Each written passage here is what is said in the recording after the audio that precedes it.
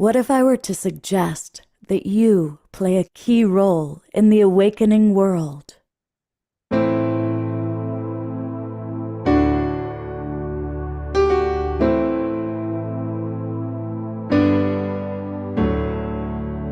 that you are watching this because you have heard the call.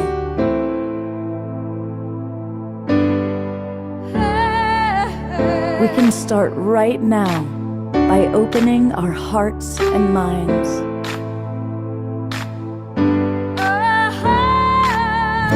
Welcome to the awakening world.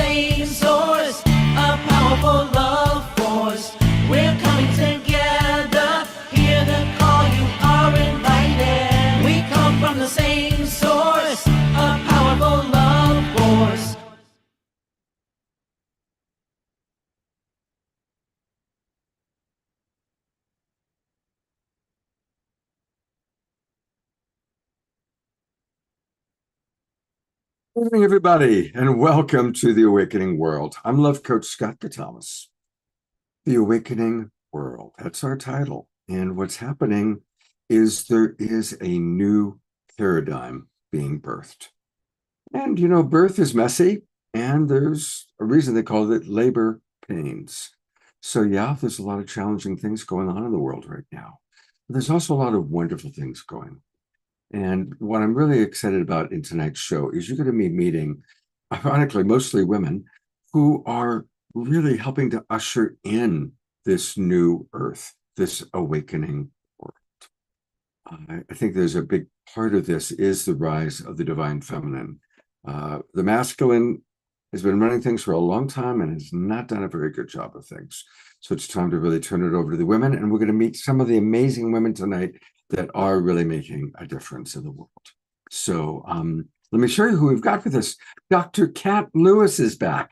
And Dr. Kat has such a wonderful understanding of the mix of science and spirituality. And Deborah Poneman is back with us. We haven't had Deborah on for quite a while. She's going to be talking about living the new success, which she certainly is a role model for. And we're going to continue with our rise of the divine feminine by understanding about Mary Magdalene and the rise of Mary Magdalene, and Astara, who has put together this extraordinary book, Magdalene Unveiled, is back with us. We're kind of a part two of what we started on Wednesday night. And of course, where Mary Magdalene is, Christy Michaels is not far behind. And so Christy is with us, if I can find her in the Zoom room here. Where are you, Christy? There she is. And Pollyanna Bush is back with us. We love Pollyanna. She was one of the very first artists that was on Saturday Night Live for the Global Peace Tribe. And so she's got a couple of numbers for us, and is also going to be sharing about her musical offerings. And our dear Desiree is with us. So we're grateful for Desiree to always be here. Eden Amadora will be joining us a little bit later in the evening. I want to acknowledge Diara, who's letting everybody in right now. And as always, we're going to start the show with Omashar. And this time it's going to be a more of a contemplative mood-setting song. So what do you have in mind for us tonight, Omashar? Well, you will find out. And as I was tuning into the show, I felt its tone, and I just thought that we might as well dive straight in and take a few deep breaths together and slow down. And we'll start with this. There's a good start right there. And so welcome everybody on Facebook and YouTube and our streaming partners. We are so grateful for you and so grateful for the Sign Network. And here's a little bit of cloudy stuff behind me. We like cloudy stuff. because behind the clouds, what is there?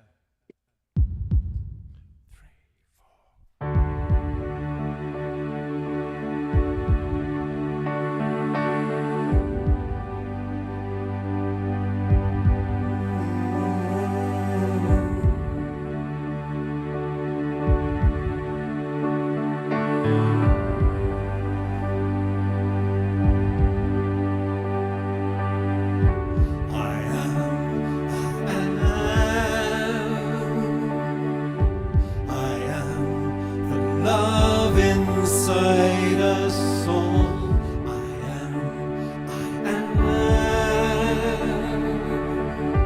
I am the heart, I am the soul. It's in every one of us, the heart of us all.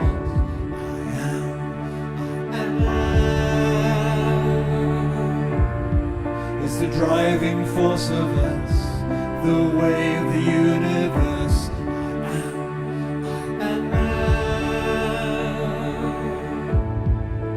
Radiant sunrise is why we're here.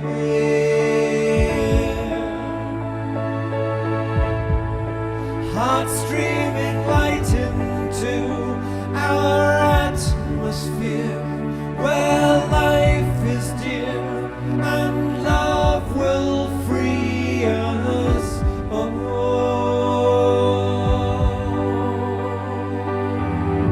I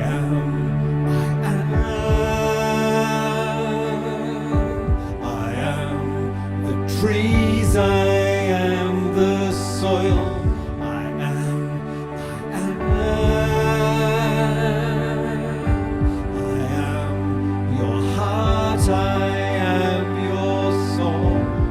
It's in every one of us, the heart of us all.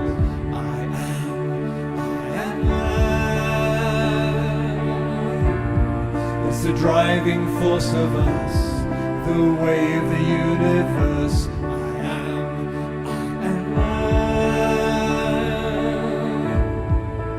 Radiant sunrise is why we're here.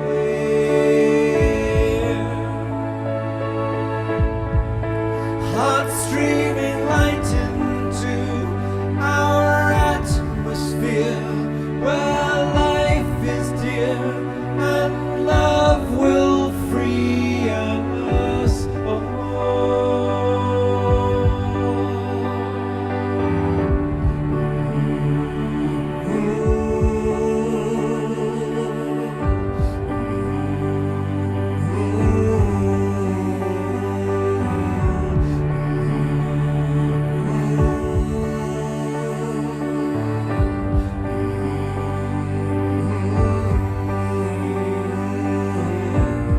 It's in every one of us, the heart of us all.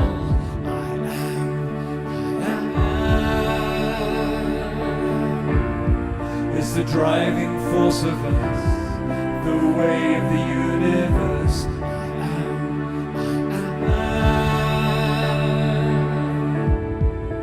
Radiant sunrise is why we're here.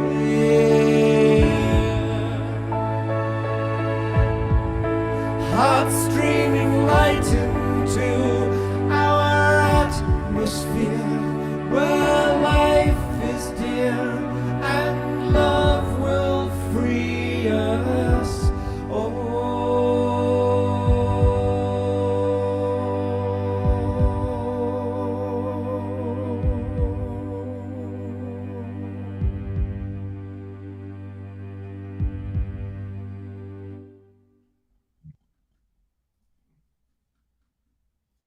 Beautiful. Thank you so much.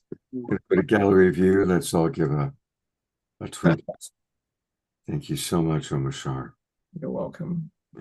It's beautiful. I love that song. Me too. All right. Well, I'm really excited about our first presenter. She was on the show, I think it was about 2-3 years ago. It's been a while. And I've been watching all the amazing things she's been doing in the world. And I am talking about Deborah Poneman. And tell you a little bit about her. She's a true pioneer in the world of transformation. And now she's putting forth the idea that there is a new kind of success, one that doesn't require us to sacrifice our well being or our values or our soul. Now, Deborah is a best-selling author. She's a renowned success coach. She's a beloved spiritual teacher, and she's been guiding people around the world for over 5 decades. I guess she started when she was 6 years old. Tonight, she's here to share a powerful message about the new paradigm of success, one that's rooted in alignment, appreciation, and inner fulfillment. Welcome back to the Awakening World, Deborah. Thank you so much. I am so honored to be here with you. Wow, that song just did me in. Thank you so much, Omashar. What a way to start. I felt like all the angels in the universe were just converging on our gathering here. So thank you, thank you, thank you. Absolutely exquisite. And as I say, I'm just honored to be here with this community of light bearers and way showers and heart-centered beings. And so thank you, Scott, for inviting me. I love what you do here with the Global Peace Tribe. And actually, the last time I was here was during COVID. Oh my gosh, way back that long ago. Wow. Way back then, I think when you first started. But Wow. what a night we're going to have tonight, especially with the Magdalene Unveiled. Oh my gosh, and all the speakers and the performers that I got to meet beforehand. Just mind blowing. Again, thank you so much. So My pleasure, great. Deborah. And you've been busy. I get your emails and your Facebook posts, and wow. So let's get right in it. What are ways that we are living the new success? What are some of the tools and practices you can share with our audience? Well, I also wanted to say about the 50 years, I'm actually coming to you live from beautiful Fairfield, Iowa, which is a spiritual community in the middle Yeah. of the Yeah. cornfields, which was founded 50 years ago. I was the first director of admissions at Maharishi International University Oh, wow. in 1975. Yes. And then I always come back. I don't live here, but I always come back for a little Shakti hit. But I think that most of us are very aware that we're in the midst of a massive transition on this planet. The old systems are crumbling, not just economically, environmentally, politically, but in how we define things like love and health and purpose and success. So I want to share about living the new success because it's moving from the old paradigm, which you know is driven by striving and achievement and comparison. And the new is, as you said, it's actually the rudder is alignment. But see, the problem is there's always a solution that since we were children, most of us were taught, and what we saw modeled was a version of success rooted in doing more and focused on having more and trying to prove our worth. And now, because those messages run so deep, those of us whose lives have been grounded in spirituality for decades or even over half a century, we meditate, we breathe, we chant, we do yoga, we drum, we go on pilgrimages to India to sit at the feet of great masters. And yet, Scott, to be perfectly honest, we still compare ourselves. Yeah. Yeah. We compare with those who make more money, who have nicer homes or bigger accounts or larger followings or more likes or who sell more books. But the truth is, you can have all of that, knock yourself out, but you can still feel empty. And can I tell you about some of my friends? Yeah, please do. Okay, so my three best friends on the planet all have multiple New York Times best-selling books.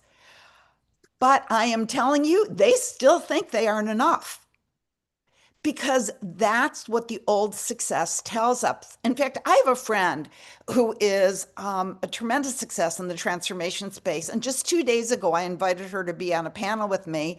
I think she's actually even been with you. And I asked her to be on this panel. She says, "Oh, I'm so honored you asked me. I thought you wouldn't want a B-lister." And I'm like, B-lister, what does that even mean? The new success is not about being an A-lister or B-lister. Well, actually, maybe it is, now that I think about it. It's being an A-lister to yourself.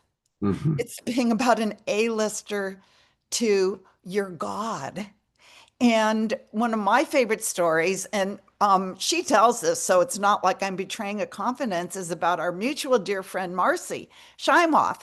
Yeah. And you know, we both love Marcy to pieces. She and I founded Your Year of Miracles together. And Marcy always says that she was born not feeling good enough. And when she was 12, she saw Zig Ziglar speak and she decided she wanted to be an author rock star. And, you know, decades later, a decade and a half later, when the Chicken Soup books were very popular, it was just Chicken Soup for the Soul. And she had the idea chicken soup for the woman's soul, chicken soup for the mother's soul, chicken soup for the nurse's soul, and that soul and the couple's soul. And so, because she had the idea, she shared it with Jack, and she wrote Chicken Soup for the Woman's Soul, and it went to #1 on the New York Times bestseller list. And there she was in Chicago, speaking in front of a group of 5,000 people. And afterwards, she was signing thousands of books, so many books that they had to have a hand massager massage her hand because 1,000 books is a lot to sign. And after she got a standing ovation from 5,000 people and signed thousands of books, she went upstairs to the presidential suite where she had a 360-degree view of the Chicago skyline. And she looked at that skyline and she just threw herself onto her bed and sobbed and sobbed and sobbed because the emptiness didn't go away. So, if you think a New York Times bestselling book is going to create self love and inner fulfillment, you're in for a rude awakening. But what everybody in this community knows is that something is changing, and we felt it. We're being invited to redefine success, not as something we chase outside ourselves because we know it doesn't work, but as something we awaken to. True success is living in alignment with your soul. It's feeling at peace with who you are. I mean, I could go on, but do you have more questions? You know, Well, you turn me on and I keep going. yeah. Well, Deborah, I guess what comes up for me is what are some of your tools and practices when that competitive thought comes into your mind, when you find yourself comparing yourself? How do you manage that? And what's something that you could obviously that we can model after what you have to share? Yes. Okay. Thank you. My favorite question. First of all, the great master John Douglas says, #1, surrender to your incarnation. Now, what does that mean, surrender to your incarnation? John Douglas says that if you fight nature by not surrendering and accepting your incarnation exactly as it is, the parents you were born with, the body you have, the level of society you were born into, the color of your skin, your national heritage, if you don't accept your incarnation, it will never be a blissful journey. That doesn't mean you don't want to take action to make your life all it could be, but he says that if you surrender to your incarnation and the fact of it, it's your chance for happiness. He says if you surrender, the world will conspire to support you. And then he adds, when you let go of the fight, when you let go of the fight to not accept the reality of who you are, the color of your skin, the, you know, your country of origin, when you let go of the fight and you surrender, the divine blessing simply enters you. And once you really realize that we live in a benevolent universe and you wake up and you notice the utter perfection of creation, you'll know that there is a way to overcome every obstacle. You might not know how to, but the intelligence who created the universe and the obstacle in the first place does. And you will overcome it in perfect timing. I once heard somebody say, don't require the universe to move more rapidly than it is. It's actually working perfectly, and we'll prove that to you if you'll give it a chance. But that was actually kind of a digression. The new success is about looking in the mirror, loving the person looking back at you. And if you want a little exercise to do, just look in that mirror and say, I love you. I remember somebody told me to do that, and I thought, oh, that'll be easy for me. I totally love myself. And I went and I looked in the mirror, and I could not even have eye contact hardly with that person. And Mhm. it took me a long time to say, I love you, and really feel it, really remember who I am. And here's the thing. We're not in the middle of business as usual. We're living in unprecedented times. It's been a difficult last few years, last few months. Our hearts go out to the innocent people who are suffering war and starvation and the devastation of climate change and being arrested for no reason because they have the wrong ethnicity or country of origin. But sometimes we feel hopeless and we want much more for everyone. We want people to be treated with dignity and we want the hate that seems to be spreading across the globe to just somehow stop. But in spite of what we see, I'm optimistic. You know why I'm optimistic? Why? Because of gatherings like this. You want to know what to do? When two or more are gathered, I am here. When Omashar was singing, how many of you could put in the chat, how many of you just felt the angels descend upon us? So when we come together for gatherings like this, I mean, every single one of us, we are lighthouses. And yes, so Pollyanna said, I did, and I know when you sing, we're going to feel it even more. But what happens is despair does nothing. Despair keeps us inert. We become incapable of taking action. So I say, instead of spending your time putting your attention on the enormity of the problems we're facing and endlessly discussing the darkness with our friends, turn on the light. And we have to start with ourselves. That's the new success. I'm optimistic because I think when we turn on our own light, we can overcome the darkness. And when we come together, the light spreads. We're all lighthouses, and one lighthouse could bring hope and safety to thousands of ships. So put your attention on what is working in the world, and you could be a light to many. What we think about comes about. So let's start thinking and talking about what we do want and come to gatherings where we express light and love and sing about light and love. And if we reach a critical mass of positivity and light, then we will have a real reason to be optimistic. Our collective light can dispel the darkness, but not when light workers spend our time complaining and putting our attention on what's not working, right? So, many see, as you said, Scott, what's happening on our planet. It's a birth, and birth is not easy. You just said this. As a mother of two, I could tell you, and I had two of the most difficult births you can imagine.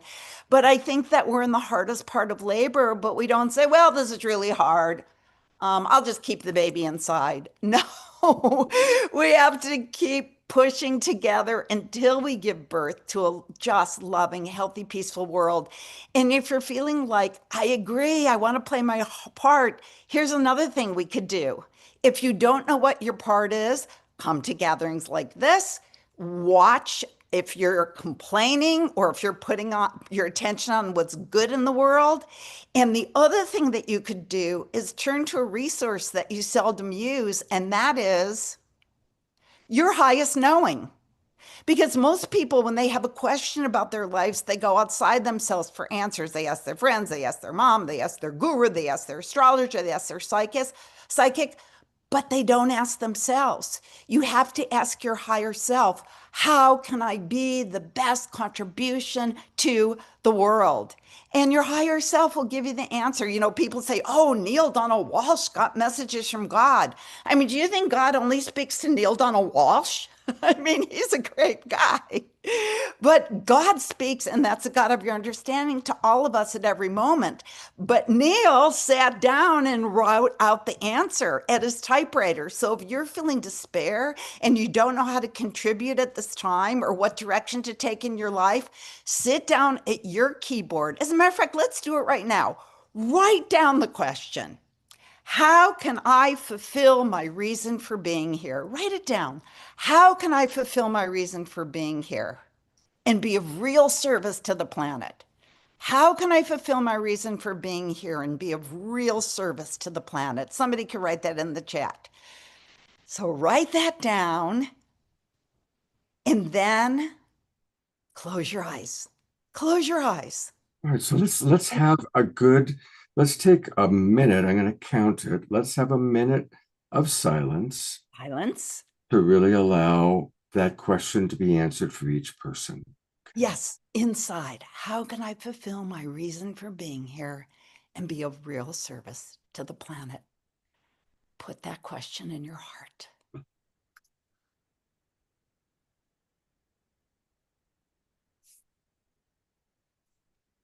And if you feel like writing down the answer because it's pouring out, that's okay too. Just spontaneously write or just keep your eyes closed, either way.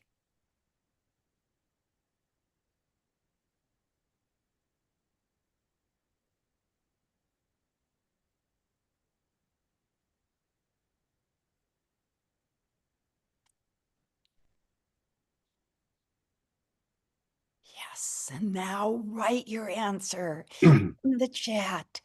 Allowing the love of God to shine through me. Yes, Kat. Be of real service to the planet. Yes, Susan. Share with each other because that's your message from God. Who else wants to share? we'll take a look as it comes in. And Deborah, what came up for you right now? And when did you get a response? I always get the same response, and I'll tell you what it is.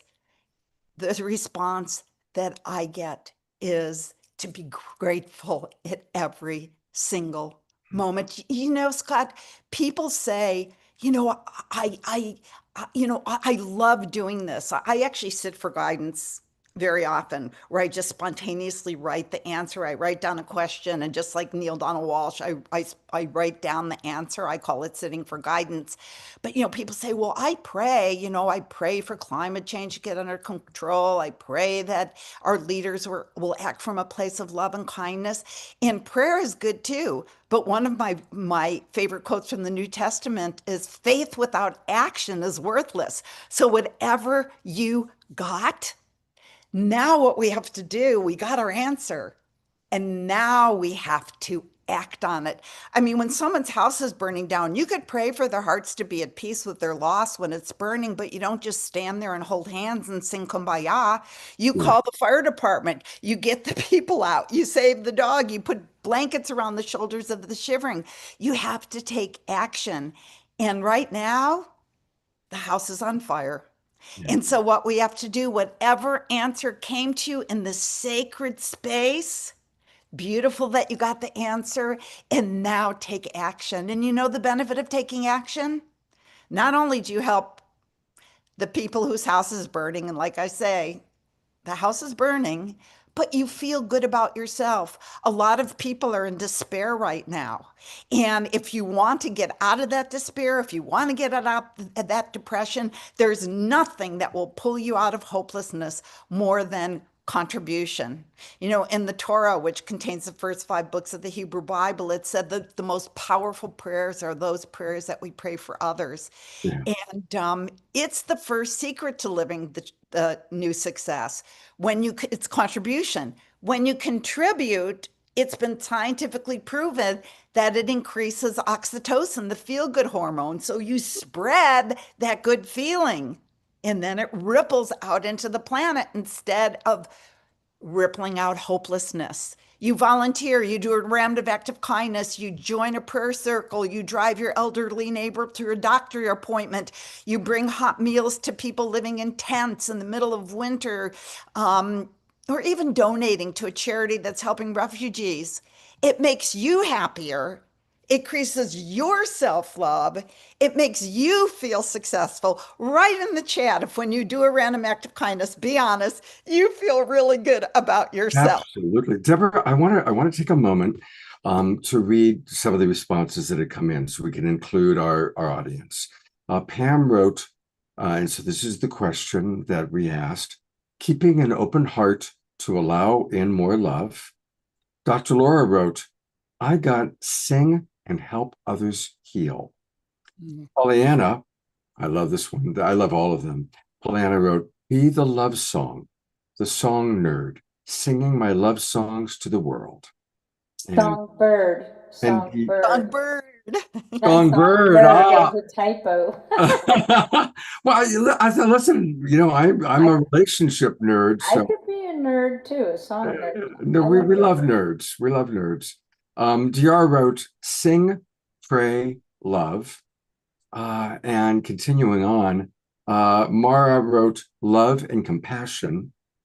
Bridget wrote, "Whenever I ask myself questions like that, it seems like the message I get is that by sharing what I'm going through, there are also other people having similar problems, and that could be helpful for everyone." Thank you, Bridget. It's very vulnerable and right on. Jerry Anderson, our wild monk from the Mystic Monastery, writes, "My father," meaning this one, "always said you have to put legs on your prayers." That's a good way of acknowledging what you were talking about, Deborah. Shoshana writes, "Sing at gatherings, and surprisingly political gatherings, about sustainability and dreaming into the new earth." Um, uh, Scotty wrote, Scotty Satori is going to still be beaming people up, and Scotty is beaming himself up. And Bindi writes, "Yes, contribution, so true." Adora writes, "Dancing for joy." Roger Tellefson writes, "Be the light that you are. Send your love outward, far and wide. Your energy lifts the collective." And that was actually his wife, Bonnie, who wrote that. Beatrice writes, "Be the joy that I desire for all that I meet." Julia writes, "I'm here to show as humans we can live a long and fulfilled life. I'm living to be 120. I'm currently 80. I have much love and energy. I've shown many people they don't have to stop living, as they have so many more birthdays." Right on. Julia, I'm going to get to the other comments in a moment, Deborah, but a long time ago, I had a very good psychic tell me, "Scott, you're going to live to be 120. I was like, "What?" He said, "I know, but by the time you're at that age, it'll be common that people are living to that age." So I had that in my consciousness as well. Dr. Kat, who we're going to hear from next, writes, "Our heart energy is the fountain of youth." Right on. And I actually want people to do one more exercise before my time is up because it just made me think of something else we have to do, but you can keep going. Yeah, I want to finish these and then you'll have time to do your exercise, I promise. Okay. Karen S., who's been with us, Deborah, since the very beginning, wrote, "As my minister here in Atlanta used to say, you have to pray and move your feet." Susan Sabbath, we have many Susans, writes, "Love, peace, gratitude, compassion, be present. Yes, and random acts of kindness feel so good. Keep helping people express their souls through writing." And Omar Shah wrote, "Serving one another is the greatest heart opener and leaves one with a deeper sense of purpose."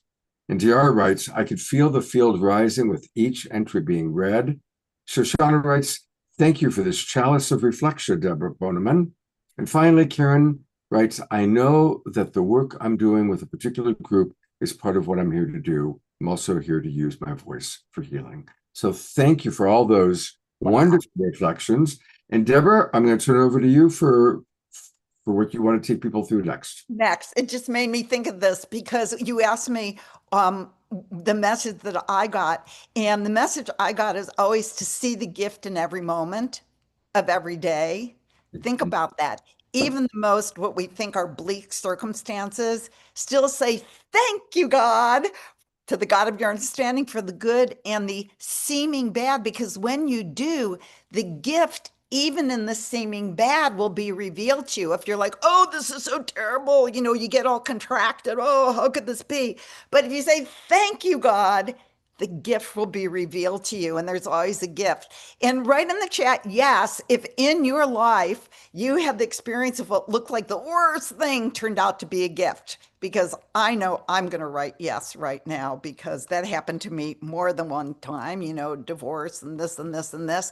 But I also want to say, and when not just intellectually, but in every fiber of your being, that there are no mistakes in the universe, when you get that down, whatever you desire to manifest on the outside not only comes so much more effortlessly, the fame, the success, the house, and there's nothing wrong with a house in the Hamptons, but you'll also know in the core of your being that it will be perfect if you don't get what you want, because that is the gift too. So the other thing you could do if you want to live the new success is be grateful for what is. As Byron Katie says, love what is. Gratitude is powerful. So throughout the day, I always remember to give thanks, not just for the big things, but if we could just stop and take a moment to realize that the poorest person listening to us right now on a smartphone or a tablet or a computer who had a meal today and has a roof over your head is better off than about 75% of the people in the world.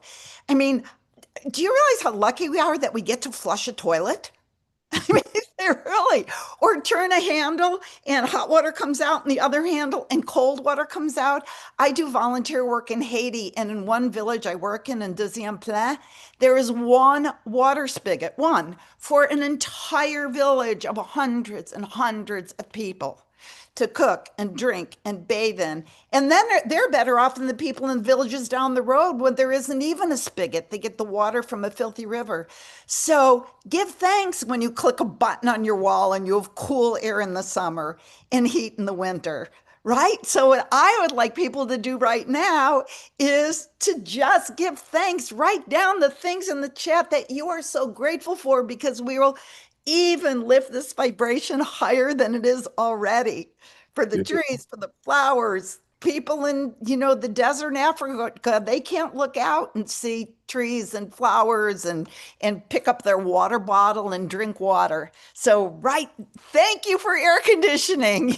Yeah, Jerry, absolutely. Deborah, I Thank want to go to your website because we need to move on. I'm not going Okay. to have time to read all the gratitudes coming in, but Pam just wrote, "Thank you, Deborah, for reminding me how important it is to turn my ing into knowing, KNOWING."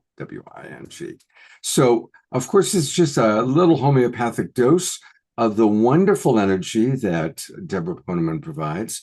And you can learn much more about what she does by going to yes2success.com.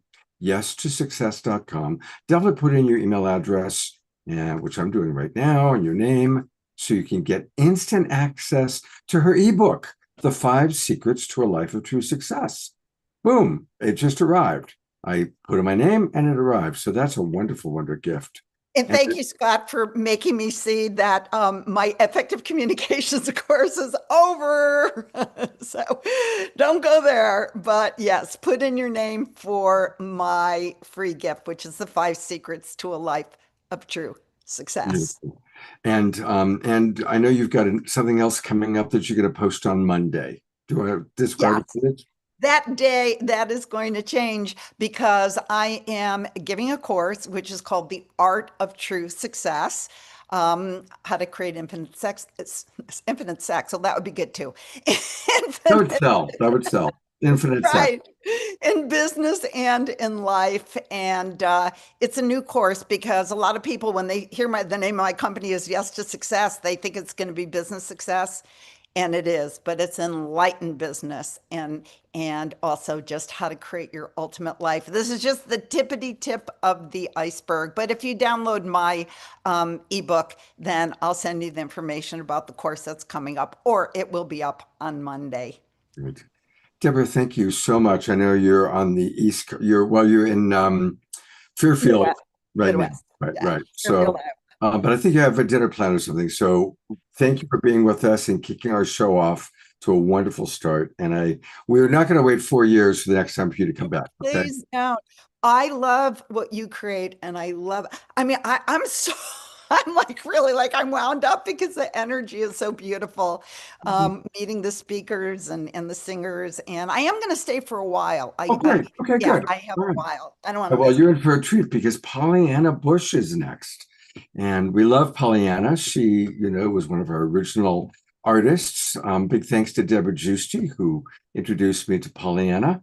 And Pollyanna, what do what do you have to say? I mean, I've gotten to know you fairly well, and you're very connected to Joe Dispenza and kind of the new reality.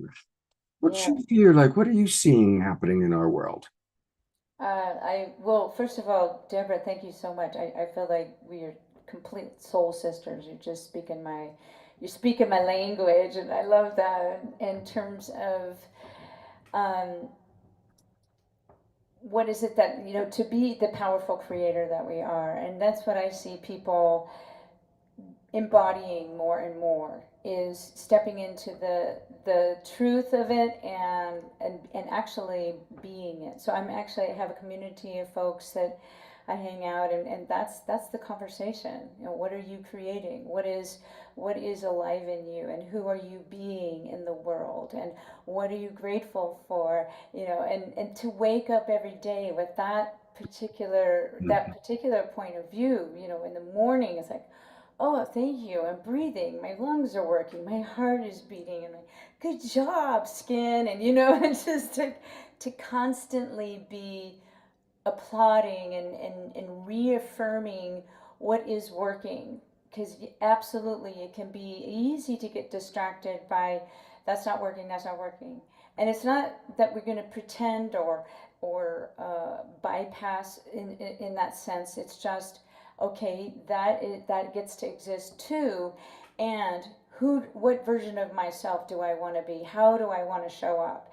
And as far as how is it by who I am being can I contribute to the world?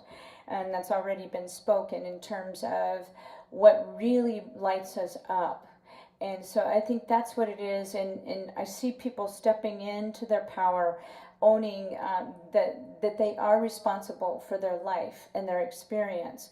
And so that whatever it is that's happening to them, like Deborah was saying, this thing happened, and I can take the victim point of view, or I can open to it and realize, oh, okay, there is a gift here. So I'm really on board with that particular perspective, and it's just amazing and magical. And I do see miracles.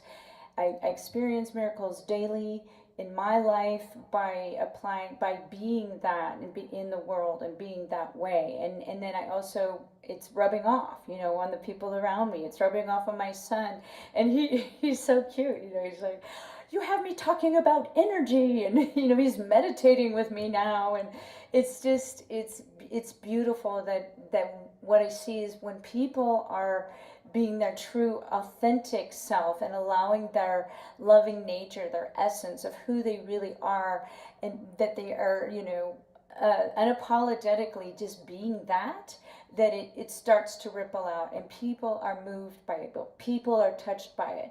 Sometimes people react to it, but I think that's okay, because something got something okay. And so that's basically where I'm coming from, and I could just say yes, yes, yes, ditto, ditto, ditto, to all the things that Deborah shared, and we got to become friends because.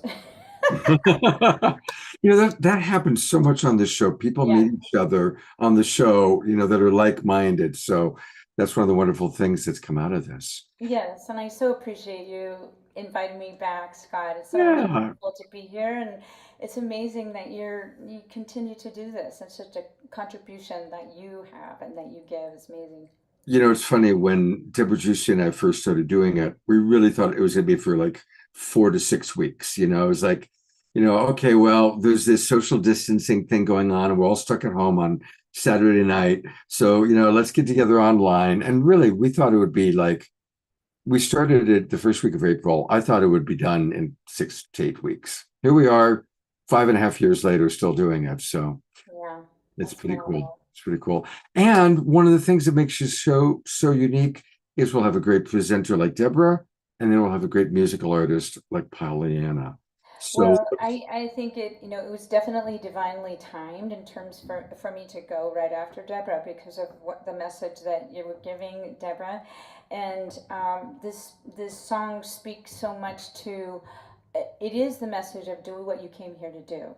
mm, Whatever that is, and that sometimes we, the training is to give up, or because some certain outward appearance isn't happening some way that we, some picture of success that perhaps we became attached to, and it doesn't look that way, that sometimes we give up on that, and we give up on our mission. And there have been times in my life when that was me.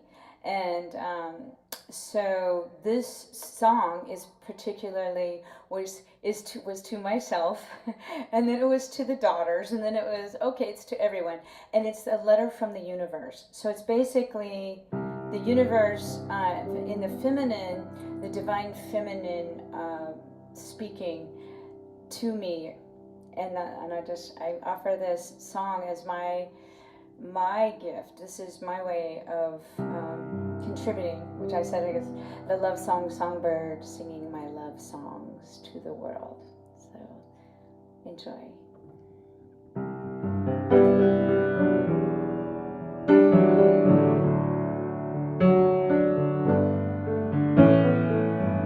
I got a letter from the universe today. She wrote, I hear you've been thinking about settling for less than what you're worth, less than what you've worked for. You've dreamed forward. Oh no, my dear, my darling, don't give up on your truth, your heartland. Oh, won't you listen?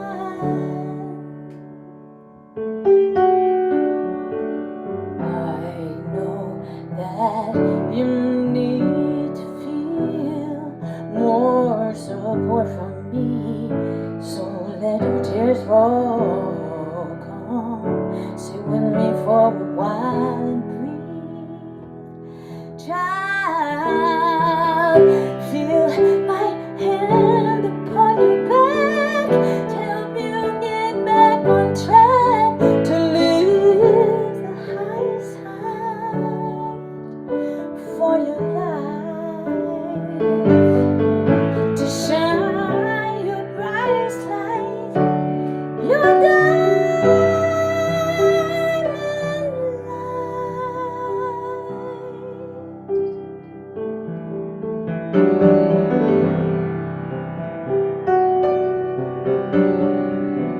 I got a letter from the universe today. She wrote, I hear you've been doubting and forgetting the magic of your soul, the beauty of your flow.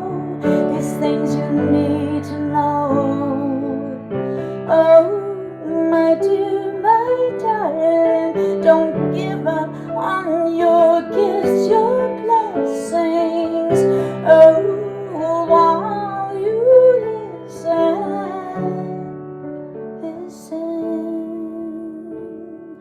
I know that you need to feel more support from me, so let your tears fall. Come, sit with me for a while and breathe. Child, feel my hand upon your back, help you get back on track, to live the highest height for your life, to shine your brightest light, your diamond light, your diamond light, dear one, a sweet daughter, earth, your mother, sky, your father, precious daughter, the world needs your strength, your lasting power.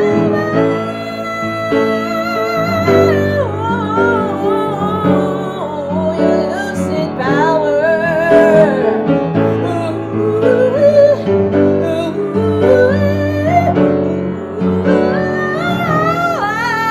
Nothing less from you, no holding back from you. You must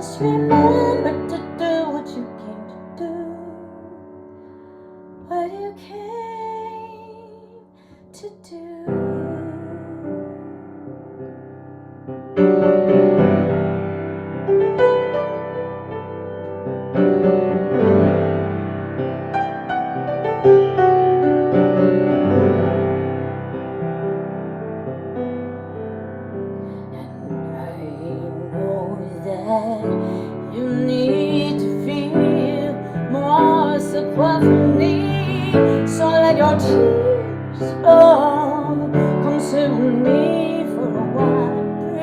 Breathe, try,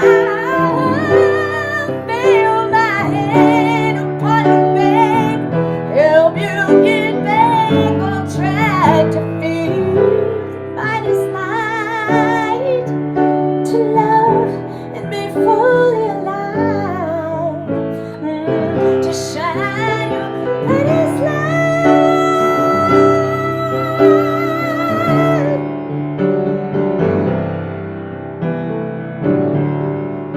'Cause you are light, you are light, you are light, diamond light. You are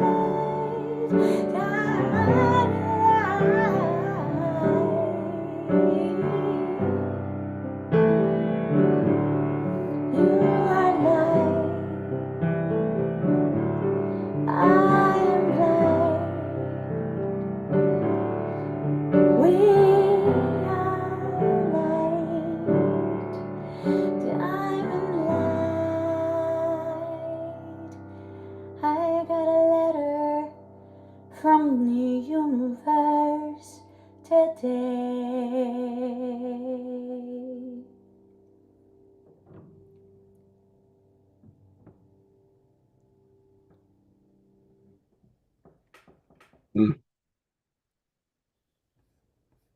Pollyanna, there's so many comments coming in.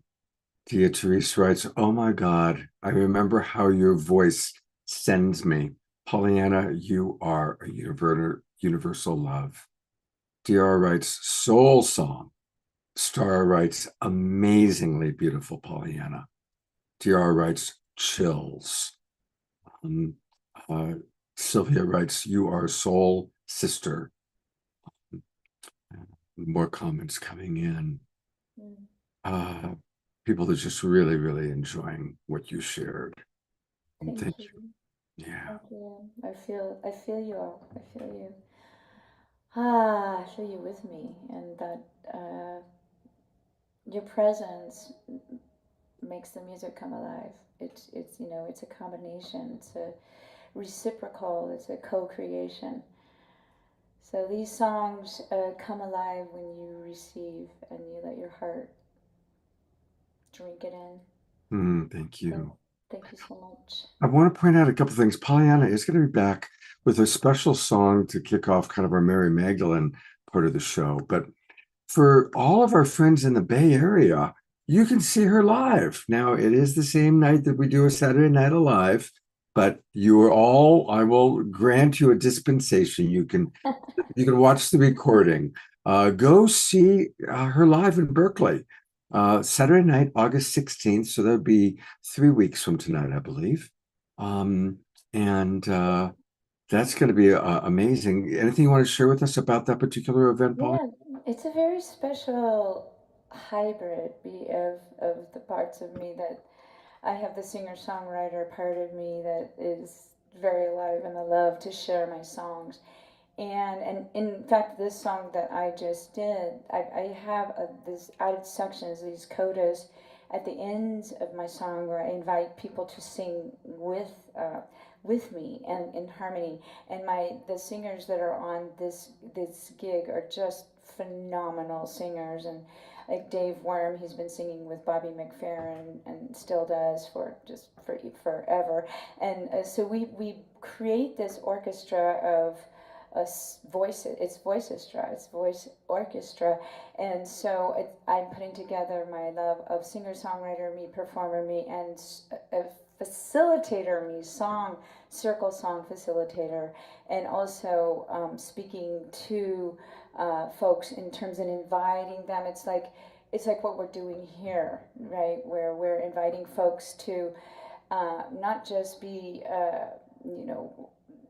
observers of something. We're asking people to participate and to ask the questions and to inquire. So it's a very alive and beautiful co-creation and experience song called Song Medicine. So please, if you're in the Bay Area, come. I'd love to see you in person. And I'm excited about this new version of myself. It sounds wonderful. Sounds wonderful. And you make sure you read all the beautiful comments that have come I'm in. going to. Thank you so much, everybody. Thank you for listening, and thank you, Scott. And we'll see you in about 45 minutes. Okay, wonderful. Well, I'm really excited about our next presenter. She's somebody that I think really does a beautiful job of bringing together these two worlds that for so long were at opposite ends of the extreme or the poles, and now they're coming together. And I'm talking about science and spirituality. Our next guest is Dr. Kat Lewis. I have been so impressed with what Kat does, how she shares. And so when we were putting together this show with the theme of kind of the new paradigm, what's the new paradigm look like? Well, Kat, you are an example of the new paradigm that you're really bringing together science and spirituality. So welcome back to the Awakening World. Thank you. It's fun to be here. I love the music. Yeah. And hearing about everyone. So what's the new reality mean to you? What are you experiencing? What are you learning? What do you want to share tonight? Well, I have a presentation if I can share it, because I think with these new understandings, it helps to have a visual. And can I share my desktop? You may. Okay. Let's see. Okay. Whoops. Okay. So I think this new paradigm, this new earth, will be us understanding our true nature and the true nature of reality. And I call that Homo Spiritus. I've heard people say Homo Galacticus or Homo Universalis. And what it is essentially is we won't be identifying as the body so much anymore. We'll start to understand ourselves as this field of energy that we're surrounded by. And as we do that, as we start to know ourselves as what we actually are, then we'll experience more light in the body. I put this quote up here by Thomas Campbell, who's the author of My Big Toe, My Big Theory of Everything. And he wrote, and understanding quantum physics has been too far out of the box for us to recognize a solution for almost 100 years. The solution will be both simple and sound completely bizarre. If it didn't sound bizarre, it couldn't possibly be the correct solution. And that's really what the unification of the two fields of physics is really showing us, something that seems really bizarre, and that we are not the body. We are a field. We are a body of consciousness holding the dream of life within us, and we are affecting the field. We are affecting what we experience as the material reality. So I put this picture up because I felt this one night in 2018. I had you could call it a Kundalini rising or a spontaneous healing experience where my whole body felt exactly like that. I was just going to rest next down to read a book by my daughter. And as I was sitting down, all of a sudden I felt weightless. And then I won't go through all the details because I've already shared it here one other time on the show. But what happened was I felt at one with the room. My whole body felt like the space. I stood up, I looked at my arms, and my arms felt completely at one with the space. My whole body felt weightless. And I didn't understand what was happening. Everything in my daughter's room looked like light. So all the material objects was like light suspended in space. I could see that it wasn't as material as we normally experience matter. It's light. Matter is actually light. And so because I didn't understand what was happening, I walked down the hall and I told my partner to call 911. Thank God he didn't, because it probably would have been a completely different night had he done so. But I won't go into all the details. But at one point, this energy just shot out of my chest, and my whole body then just felt like that, just like light. And I was just flinging my arms and my legs all over the place. It was like if you took a Raggedy Ann doll and just shook her. Like there was no resistance in my body, because when we're light, when we feel like the light of the sun, every particle of your being, the blood, the bones, the tendons, there's no resistance. You can do anything. So my arms were going everywhere. I could swing my legs like literally right in front of my face. And I was like, oh my God, is this how we're supposed to feel? And it was pure ecstatic joy, pure ecstatic bliss. And I had no idea why that happened. And the rest of the night, my brain just buzzed. It was just buzzing front to back. All this energy was moving around my brain. I couldn't sleep. And after that, the universe felt alive. Everything became alive. Everything was bouncing. Everything was breathing, so that like the trees were breathing, the sidewalks were bouncing. Even this seemingly empty space, the air, this space that seems empty, I could feel waves of energy in it. And I used to tell my friends, I feel like I'm in an ocean, but there's no water. So I could just feel these waves of energy. And I didn't understand it, and no one could tell me. No one could tell me what it was. I was asking, spiritual gurus, and I bought a book on Kundalini, Kundalini rising or a Kundalini awakening. And it was all really theoretical. No one was discussing like how it felt, what it is. And but after that, my experience of reality changed. I felt like everything, I was in a dream. I felt how etheric the universe actually is. But I wanted to explain it. I didn't know what happened. I wanted to explain it. So that's when 3 years later, I read Autobiography of the Yogi by Paramahansa Yogananda, and he had a very similar experience. And so he said he was in his room, finishing this book that he was working on. He says, my room was dimly lit by two shaded lamps. Lifting my gaze, I noticed that the ceiling was dotted with small mustard colored lights, scintillating and quivering with a radium-like luster. Myriads of penciled rays, like sheets of rain, gathered into a transparent shaft and poured silently upon me. At once, my physical body lost its grossness and became metamorphosed into astral texture. I felt a floating sensation as barely touching the bed. The weightless body shifted slightly and alternately to left and right. I looked around the room. The furniture and walls were as usual. So for him, everything was usual in the room except for the ceiling. He said, but the little mass of light had so multiplied that the ceiling was invisible. So the ceilings matter, right? But it became like light to him. I was wonderstruck, he said.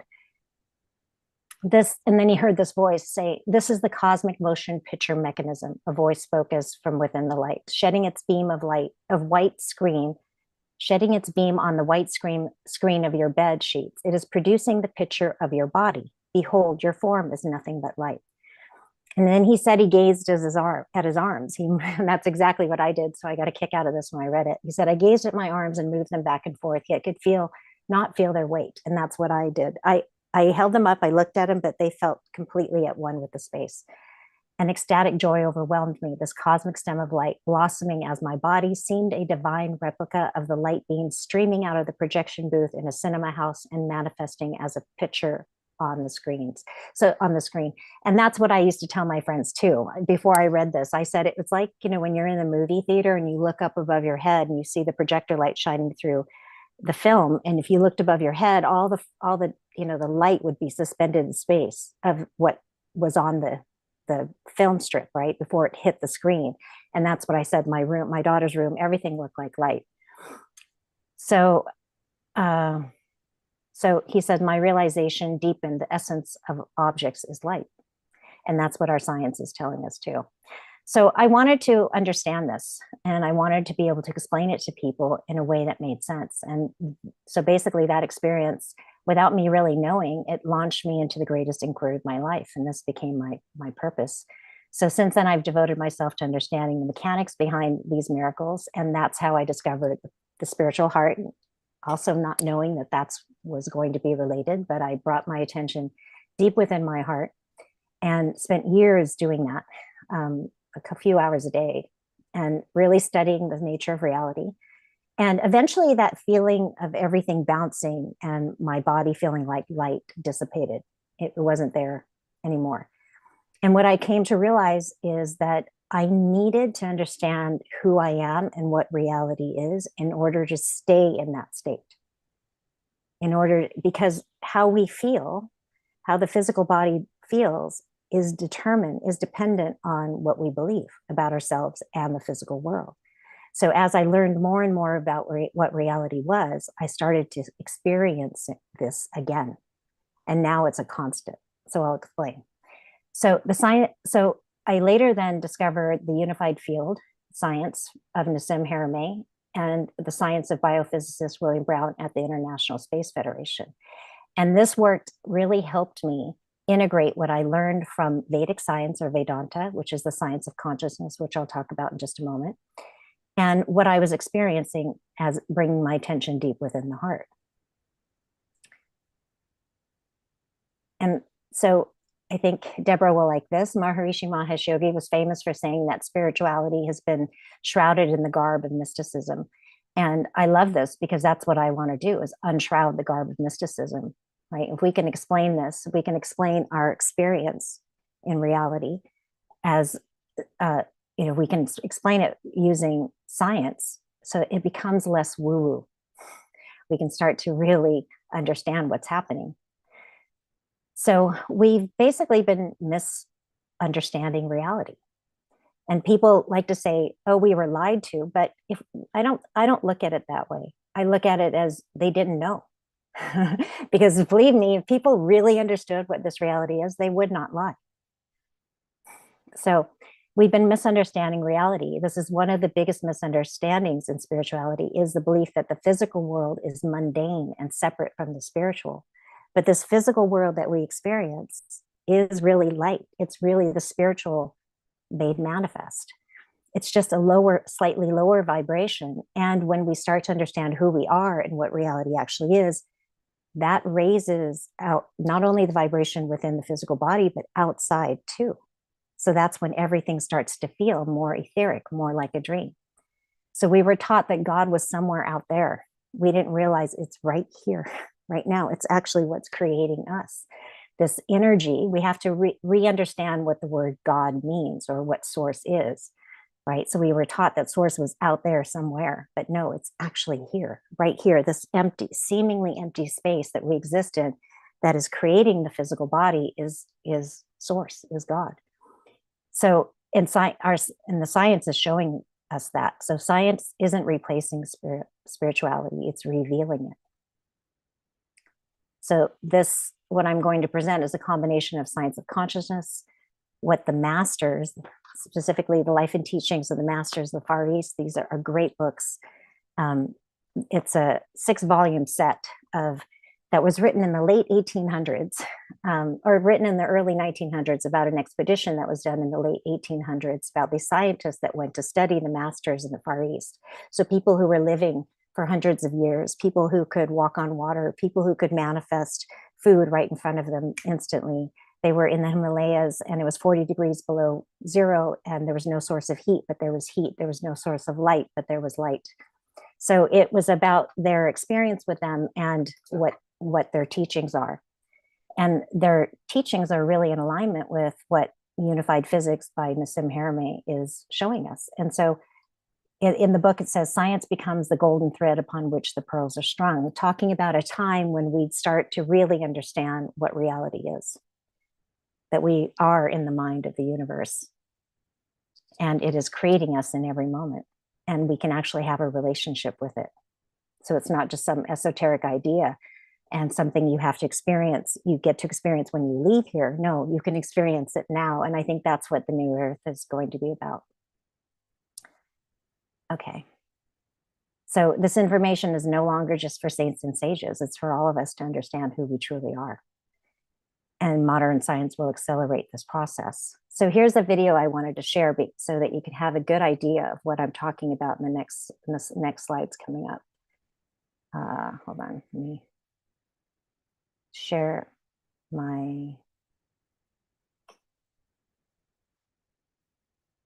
oops, sorry. Let me reshare. Let's stop this for a second. Okay. It's not too hard. People are asking for you to show the book again. Oh, okay. You can go ahead and show the video now, but just sometime before you're done, Okay. back and show the book again, please. The space between you and I Can you hear and the this? space between everything Yes. appears to be empty. We call it empty space. Okay, so this is Nassim The Haramein space- at the International Space Federation. The space between you and I and the space between everything appears to be empty. We call it empty space commonly, but it's not. Space-time at a very specific scale of the Planck length is quantized with spherical units of Planck oscillators, billions of times smaller than the atom. You can think of it as like a fluid that permeates all space. It's a source of the gravitational field, it's a source of the electromagnetic field, it's a source of mass, it's the source of charge. So now we're starting to really understand the mechanics of it at a deeper level. Hi. What's wrong? Why you look so Oops. despondent? Okay, let me I don't know why I'm here. get out of My this. life fell apart. Well, I understand The that the space between city. you and I and the space between everything appears to be empty. We call it empty space commonly, but Okay, sorry about that.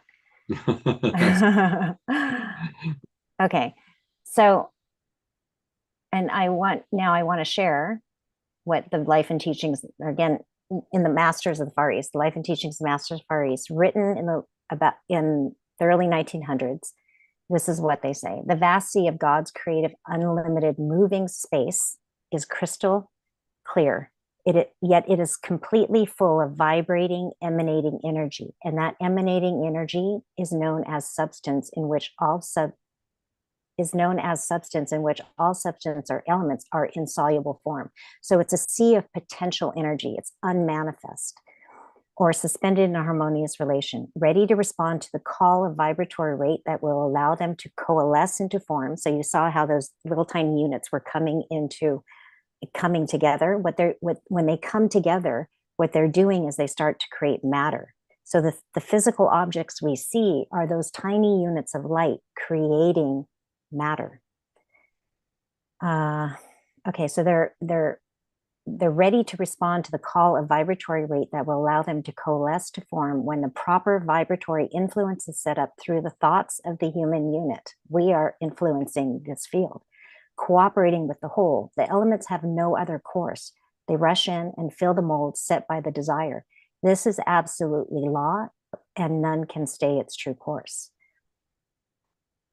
So they also say that ere long, science will give you ample grounds for saying that these things are not material, as science will soon see that all things can be reduced to one primal element containing innumerable particles universally distributed.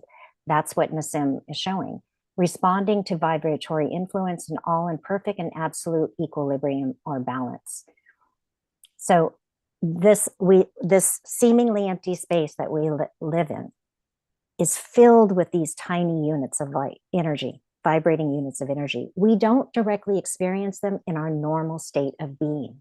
But as we become very present and we start to de-stress our nervous system, then we start to experience them. So let me just go back to this. This is someone left a message on that post that of Nassim's on his Facebook page. It says, I do believe this fluid state can be nakedly observed by those who are awake. There is a mystical state when attained through long periods of meditation where they can see with the naked eye this fluidity I was 16 when I first witnessed it. So it can be experienced. I've been sharing a lot on social media, and people are writing to me saying how they've experienced this. And I think as we all lift together, we will all start experience this more and more. So what his science is basically showing is how we are all connected through this field. This field is creating us, and we are not separate from it. Right. And it meets all the things that we call God, right? Omniscient, omnipotent, omnipresent. So space, seemingly empty space that's creating our bodies in every single moment, is God. It's our source. It's omnipresent, omniscient. It contains, so it's everywhere, right? It's omniscient. It contains all the potentials, all the energy, and it's learning. It's learning from our experience. We are not separate from it. And it's omnipotent because all the forces of nature come out of it, as well as all the energy. So there's enormous amounts of energy. And so I just put these quotes up from scientists, physicists up, that are all pointing to the same thing, that we live in the mind of the universe and we're not separate from it. We play an integral role in the creation of reality. And, currently our physics in schools is just focusing on matter. Our science just focuses on matter. We haven't been focusing on the non-physical. And there's also a famous quote by Tesla that says that when scientists start to focus on the non-physical, that we'll make more progress in 1 year than we have in all of our existence. So we're really in for something new with this.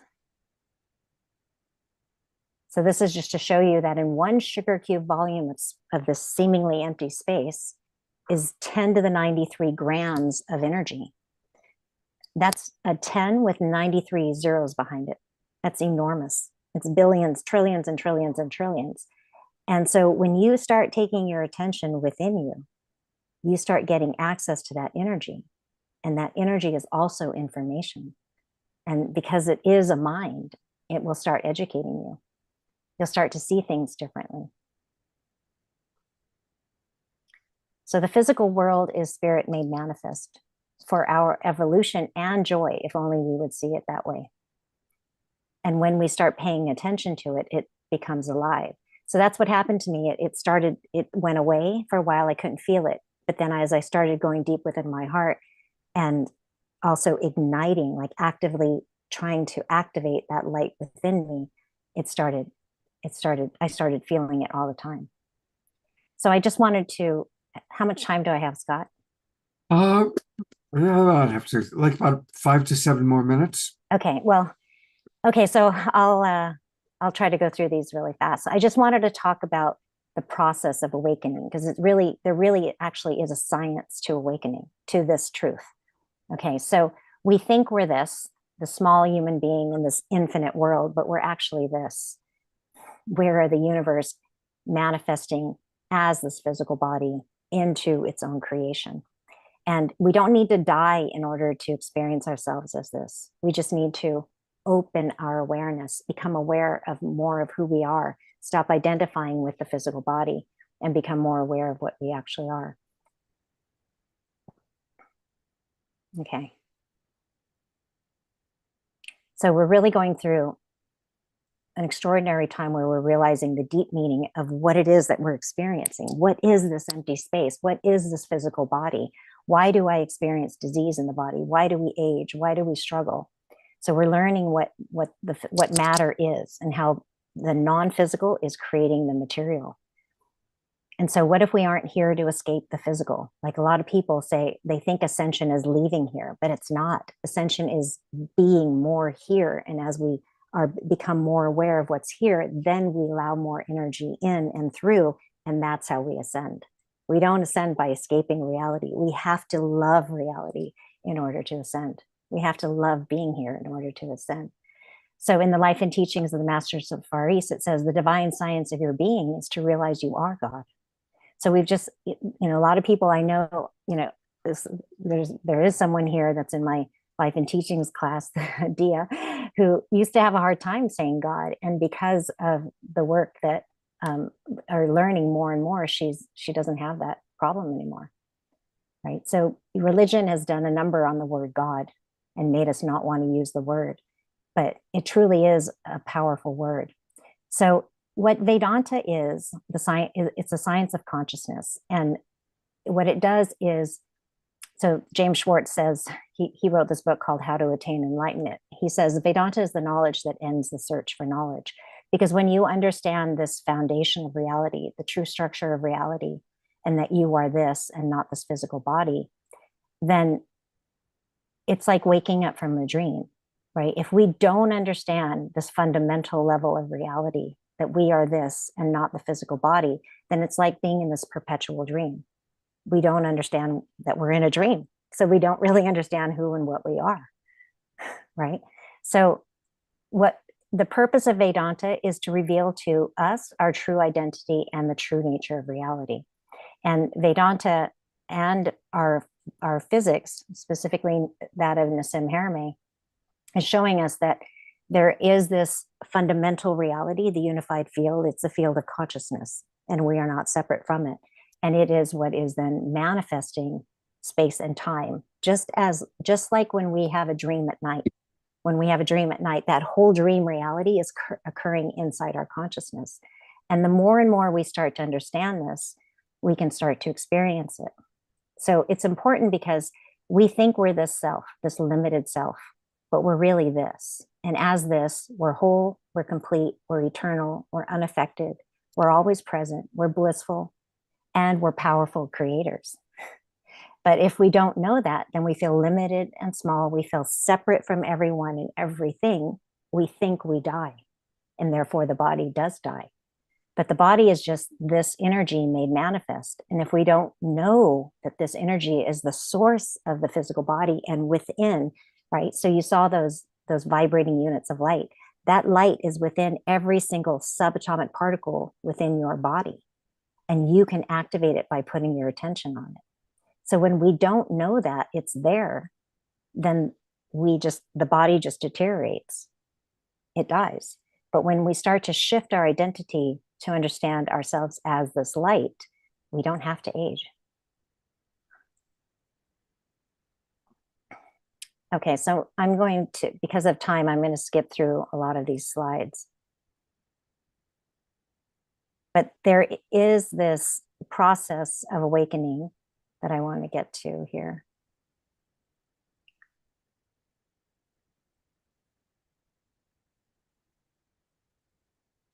So in the beginning, we experience separation consciousness. We think we're only the body. We experience ourselves as only the body, right? And we experience space as being empty. And we think everyone's over there and I'm here. And eventually we get to this state of knowing, or unity consciousness. And the process is really a process of exposing your mind to this information and also dipping yourself into this light. So your state of consciousness or your state of awareness refers to what you know or believe about yourself and and your relationship to reality.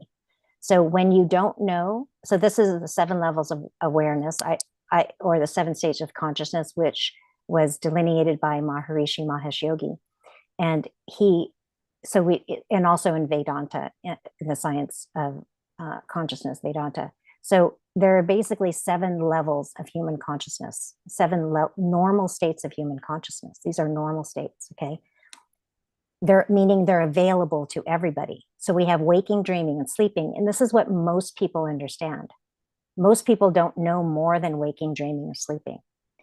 But then as you start to meditate and bring your awareness down and out into the field of energy that you experience around you, well, it might just feel like empty space at first. You transcend this. You transcend your mind, the emotions, and the physical reality and the physical body.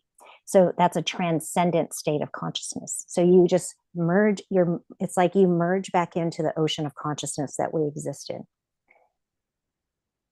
And then as you start to experience that more and more, then the qualities of this, look at that, like blissful, whole, complete, love, right? the more you dip yourself into it consciously every single day, the more those qualities start to express through you, right? So you start to experience yourself more like this, even while you're awake throughout your day. And over time, your nervous system starts to really relax. And when your nervous system starts to really relax, you start to experience more of the energy that's already here. It's already here. There's enormous amounts of energy here. But in our normal waking state, we don't experience it if we're not paying attention to it. So the nervous system has to relax.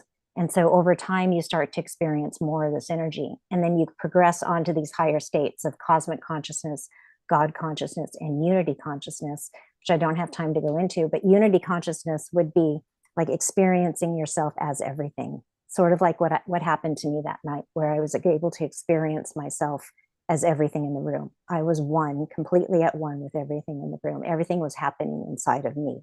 I was the field of consciousness where all the forms were appearing. Okay, so I know that we're running out of time, so I won't go into more of that.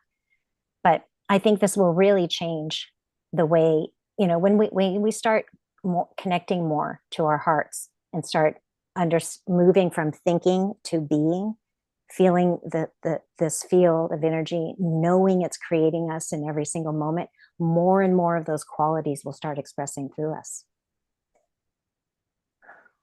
And so our vitality will increase, our intelligence will increase. We won't do any harm. So wars will go away.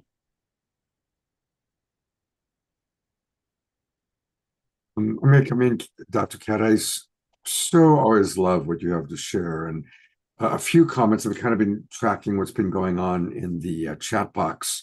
And Karen talked about how she also devoured the Life and Teachings series. I can remember reading that series a long time ago. And again, here's the book that she's referencing, The Life and Teachings of the Masters of the Far East. If I recall correctly, there's 3 volumes. 6. Oh, 6. Yeah. 6. Mm-hmm. The one I had way back, it was an orange and gold cover. So anyway, this is the book she's talking about. And it is right up there with Autobiography of a Yogi in terms of the foundational understanding. Dr. Kat, are you still doing your Sunday morning groups? I am, and actually right now we're doing a course on this. So a course on this through the lens of unified physics, right? And also bringing your attention into your heart and expanding out. So to my point of what I was saying, so recently I was sharing some information on this, and someone said, oh, it's just a story, it isn't true. So do you see, if he has no experience of bringing his attention into his heart and expanding and sensing and feeling the field, or if he has none of this information that I presented today, the science of how the field is light and is manifesting what we think of as matter, right? He would just think it's a fictional story. So this is how science is going to help awakening humanity. It's really extraordinary. It's so much fun. It's an amazingly exciting time. When we had Deepak Chopra on the show a while back, he pointed out that the most ancient spiritual texts are the Vedic scriptures written in Sanskrit about 7,000 years ago. And in those scriptures, Kat, God is called Brahman and is assigned 26 principles. Fast forward to today, our highest form of science being quantum physics in the unified field, which has 26 principles. And the 26 principles of the unified field perfectly correlate with the 26 definitions or principles of Brahman written 7,000 years ago. So our most ancient spiritual knowledge and it's all coming together in a true understanding of the nature of reality. And I'll just add to that. I mean, so people might ask, well, how did those rishis or how did those people know? How did they experience that? Right? Like, how did they know quantum physics? Well, it's because their nervous systems were developed enough. Right? So And that takes practice. That takes changing your beliefs, changing your understanding about who you are, what reality is, adopting new attitudes and beliefs, right? So, and cohering with the field, consciously bringing your attention into the field, consciously bringing your attention down into the heart and out into the field. And the deeper you go, for every action, there's an equal and opposite reaction. So the deeper you go into your heart, the more expanded you are into the field. Mm. And that then de-stresses the nervous system. And that which then allows the conscious mind to experience more of what's actually here. Mm. So that's a piece I think that needs to be said too, because otherwise it's just like, well, how do they know? Isn't that fascinating? How would they know? Right. Well, these things become available to us.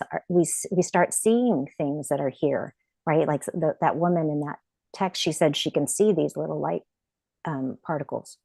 Kat, although we're already past our Oh, sorry. no, that's okay. There is a question that came in, and I just want to ask you this question, and then we can wrap up. Bridget writes, all of the things I've read about New Earth, Ascension, whatever we want to call it, is that we need to bring spirituality down to the level of the physical body to be simultaneously experiencing a spiritual experience in this dense body. Then she gets to her question. Is Dr. Kat saying that we need to bring the dense body up in vibration so we don't experience the physical body so intensely and painfully? Question mark. Well, it's kind of a transformation process that happens. Like as you start to understand more and more of what reality is, you become lighter because you're not so stressed, and you start to fall in love with the universe. So it's bringing higher frequency energy in and then expressing it out. So that double torus dynamic, that spinning light. So you're allowing information to come in, and then you're also expressing it out. It's a feedback, feed forward mechanism.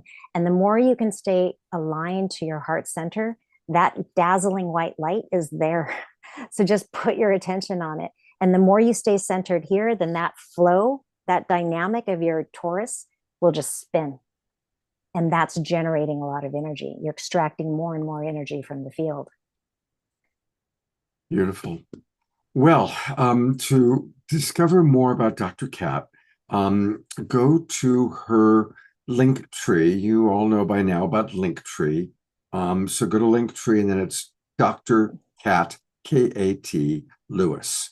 And Kat, is this where we can find out about your Sunday group? Yeah, the Life and Teachings.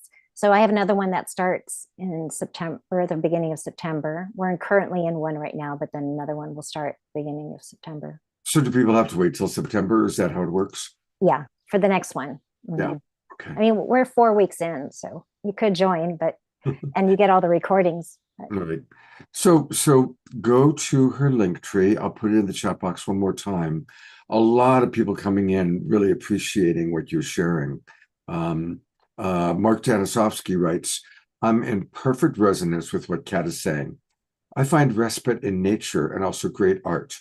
When I don't have the self-discipline to meditate for long periods of time, losing myself in careful musical practice allows me to attain the connected state too.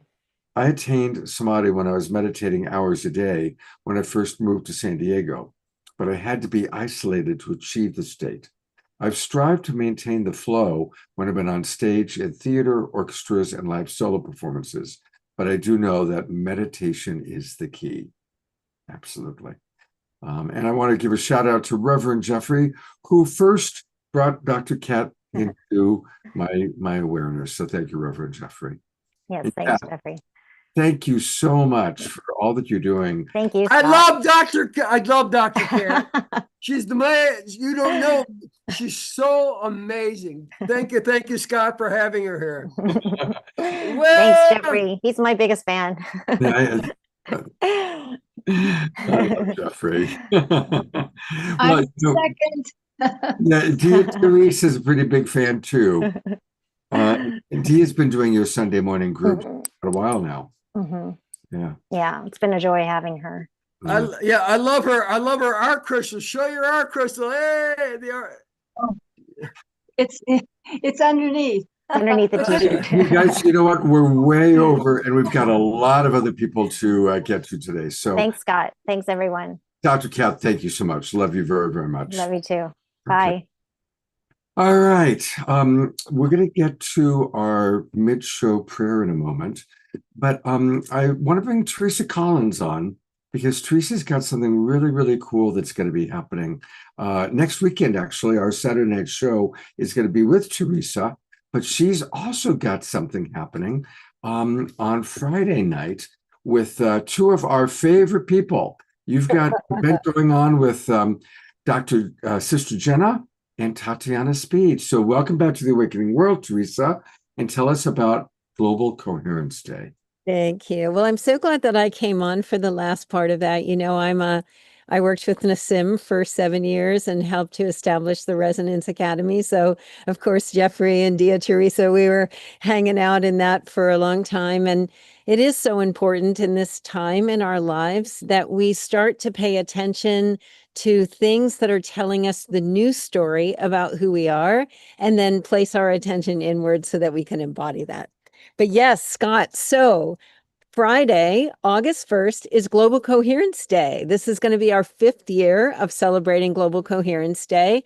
And so we have brought Sister Jenna together and Tatiana. What a combination that's going to be. And we're going to do a global meditation for planetary harmony. We really need that more than ever right now. So we hope that you'll join us for this Global Coherence Pulse. And then the next day, we didn't just want to have one day. So the next morning, we're going to do a community gathering in our warm space. So if you sign up for Global Coherence Day, you'll get links to the next morning where we have a warm space, which is an opportunity for us to connect as community, no speakers, all connection with each other. And then in the evening, Scott and I are going to continue the celebration with Tatiana and other surprises. And the theme for that weekend is awakening in community, because we can't do this alone. We need to be together, and together we can open our hearts and we can be the islands of coherence that we need on the planet right now. So I hope you'll sign up. I did put the link in the chat for it, Scott, and maybe I'll do it one more time.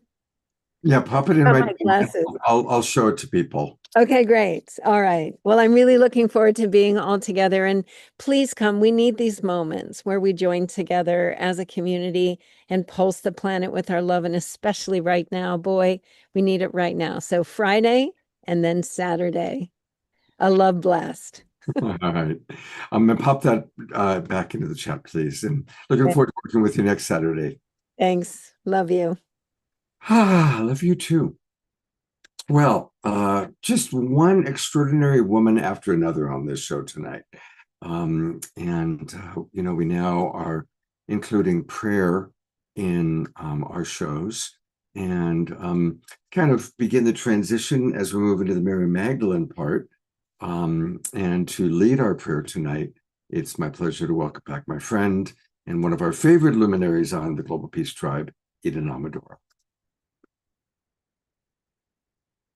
Thank you, Scott. So good to be back. I was so blessed to be here with many of you Wednesday, and I'm here fresh out of a meditation circle where we were deep in the heart of unconditional love and just really emanating that prayer for the collective, that we awaken the heart, like Dr. Kat was talking about. There was so much resonance for me around how ascension isn't this up and out of the body experience. It's really opening the sacred heart. And I think Mary Magdalene and Yeshua, they taught this. So we're remembering this now. And instead of just speaking a prayer, I'd really like to invite all of us to have a moment of heart coherence and come inward together. So shall we do that? And we can pray as we come inward. So yes, please. Beautiful. Let's take our hands of light and use the tools that we're gifted, these divine tools, rubbing our hands of light together, using the Anjali Mudra in front of our hearts. This already starts to activate our hearts. Go ahead and close your eyes with me. Taking a deeper breath than usual, breathing into the heart space, and especially the back of the heart, and leaning a little bit further back. We're often so racing forward in our minds. So much great information keeps us also buzzing in our minds. So now we're going to let the heart lead and bring the crown back, and giving this chance for the heart to be forward, leading from the heart. Another deep, deep breath, deep down into the back body, with the sound of ah on the exhale. Ah. And these hands of light that are at your heart, let's just open them, keeping the base of the palms together, opening like a cup, a chalice, or you can think of it like a lotus, keeping the pinky tips and the thumb tips touching, the other fingers open, the base of the palm connects. And breathing into this receptive heart, honoring this part of us, whether we're in a male body or a female body, where we are receptive beings. We are both masculine and feminine in our energy. And in the sacred heart, these energies come together. So diving deeper in and feeling the longing of your own heart, breathing into the prayer, the desire, the heart-based desire that is so different than our ego's desire. Feel your own personal prayer in this moment. It may be for peace or health or harmony in relationships. Allow yourself to feel the desire and the longing, and lifting the heart and offering that chalice mudra. Breathing deeper into the back heart, deep, deep down into that place that Dr. Kat talked about, the sacred heart, that place of light, of love, of peace, of truth, of infinite wisdom, and all-encompassing compassion. That place that when I am here and me and you are there and you, we are truly the one heart, cells in the body of the goddess, cells in the body of God. Breathing into that place, feeling your personal prayer, being filled, this chalice of light, that every cell, every molecule resonates with that vision as if it's already coming into fruition. Allow yourself to feel gratitude in the present moment, in this holy now, the high frequency of gratitude. Breathing into that expansion of thank you for all the waters of your body, all the waters in our blood, our cells, to just feel that grace. Find something you can feel grateful for in the now and let it ripple, let it expand. And imagining a golden light from above showering down, this divine light. When Yeshua said, I and the Father are one. Today we sang in the circle, I and the Mother are one. As Kat said, we are truly connected, cells in the body of this divine oneness. Feeling this intelligence pouring into this chalice of your being, breathing it in deeply. Beloved light that we come from, that which is inside of us and that which we shall return to, guide us, ignite our hearts and remind us who we truly are, so that we may relax and unfurl that root chakra survival that creates separation, so that we may release the tail tucking, the nervous system contraction, and just feel it now that your spine, the highway to the divine, as Yogananda says, opens with this energy of relaxation and grace, pouring all the way through the chalice of your being down to your root, softening the root, bringing this energy down through your legs and feet, and imagining each one of us opening the soul chakras, walking in beauty on this earth together as beacons of this love and compassion. Breathing that root energy down as the etheric root awakens the soul, the root chakra below, the earth chakra below, and all our roots move down into the earth. Roots of light.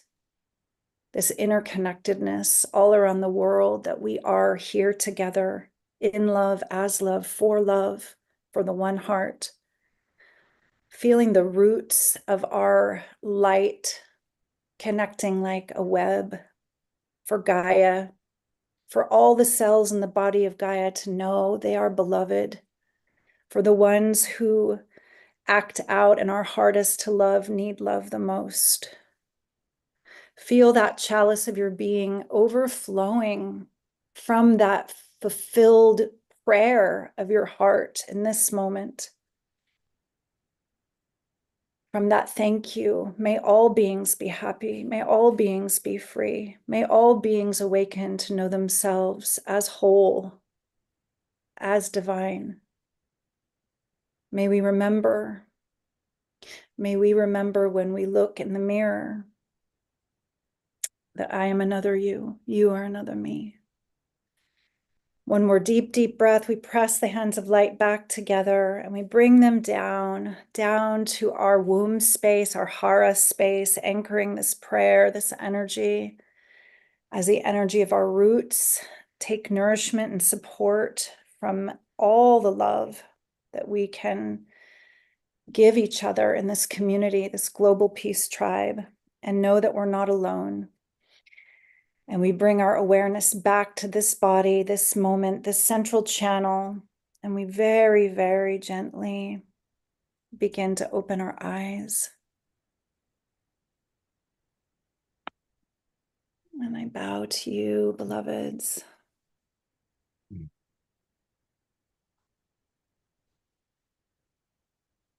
Let's maintain this beautiful, beautiful state that Eden's brought us into. We're going to roll right into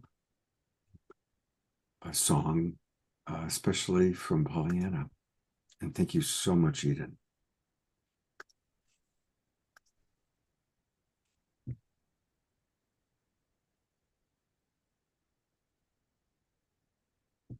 Pollyanna, you're muted, hon. I am? Now we hear you now. Okay. So much nourishment in your message, Eden. And this is a song, it's called Mary. It's a beautiful song written by Patty Griffin. And for me, it's the embodiment of the mother energy, the holding all facets of life, all experiences of life, all types of being, wherever you are in your life, you are held, you are loved, you are love as love. And this is a message for us to remember.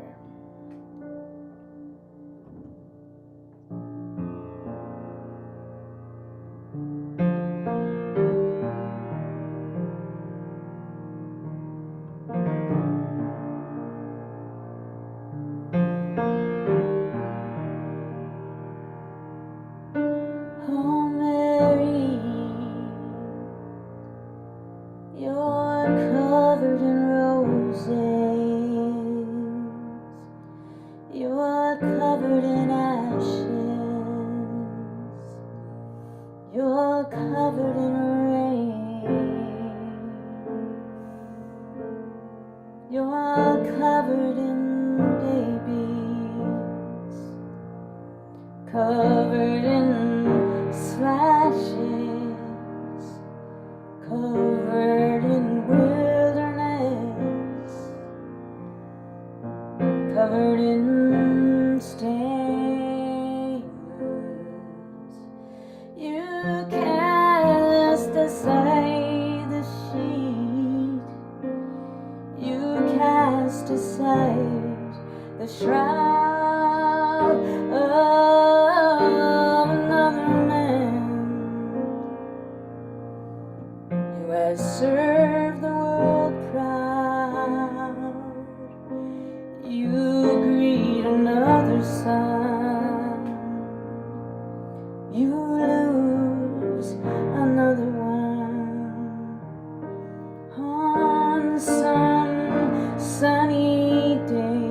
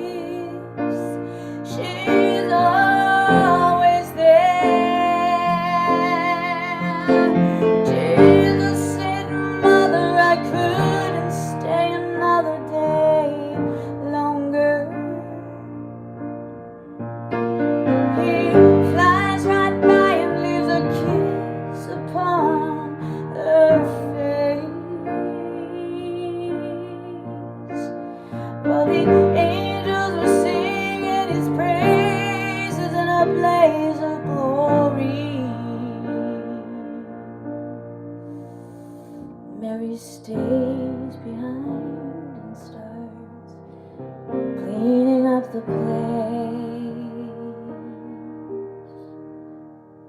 Oh, Mary, you're covered in roses, you're covered in ruin, you're covered in secrets, you're covered in treetops, covered in birds who can sing a million songs without any words. You cast aside the sheet, you cast aside the shroud of another man who has served the world proud. You greet another son, you lose another one. On some sunny day, and always you stay.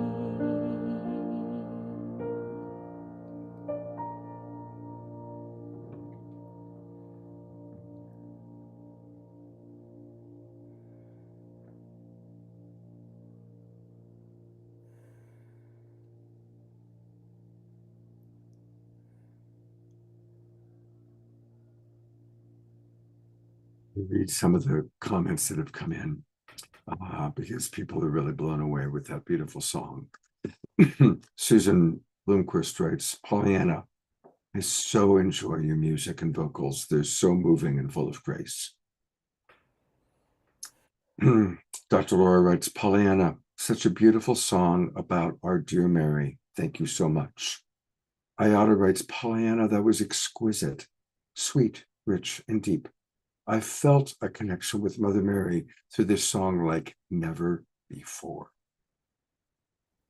Pam writes, beautiful Pollyanna. There are almost no words.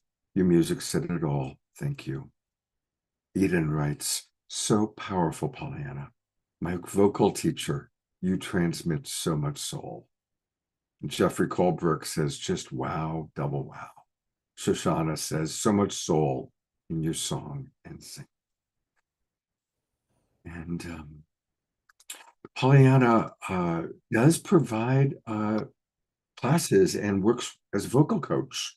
And I've known several people that have worked with her that love her work.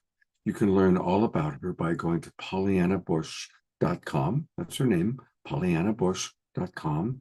I guess if you go to the Empowered Singer is not, oh, well, we'll go ahead anyway. Oh yes, the right now it's on a pause. So the Empowered Singer course will be back, and yes, you can go to my website and write me an email, and if you are interested in I do have an online course, which is called the Empowered Singer, and I can certainly tell you all about that. Also, there are possibilities for working with me privately, and also an offering called Vocal Lab, where it's actually a group experience on a Zoom. So yeah, there's a number of ways that you can work with me and empower yourself as a singer, because we all have this beautiful gift, this voice, this birthright to bring our voices into the world, and I encourage you to do that.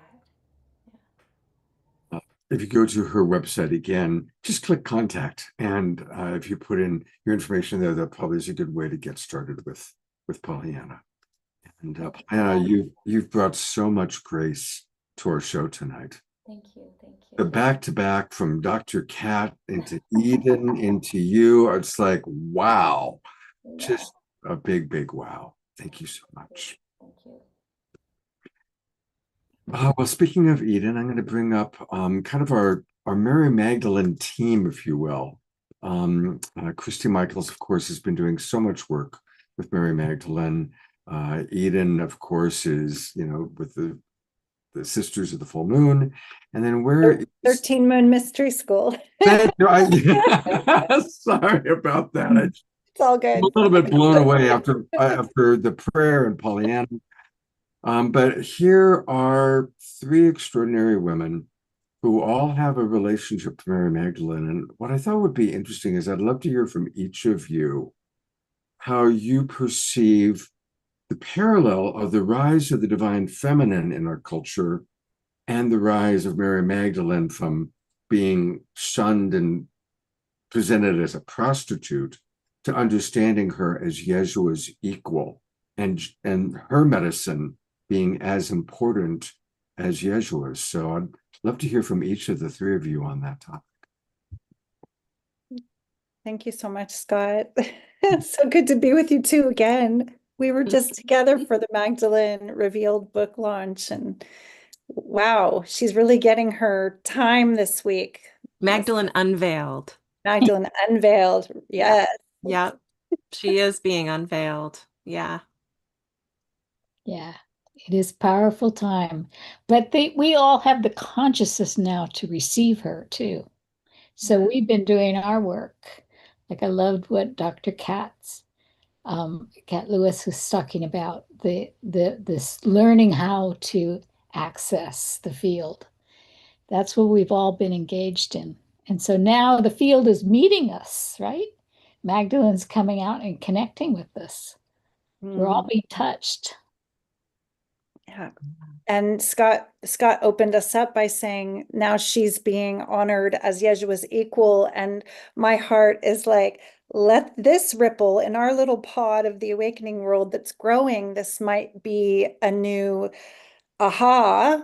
And that being said, the greater world is still needing to embrace the feminine as the equal counterpart, like the Vesica Pisces, the sacred geometry that I believe the way of love, the path of love, Magdalene and Yeshua actually used as a symbol, because it's the symbol of life itself.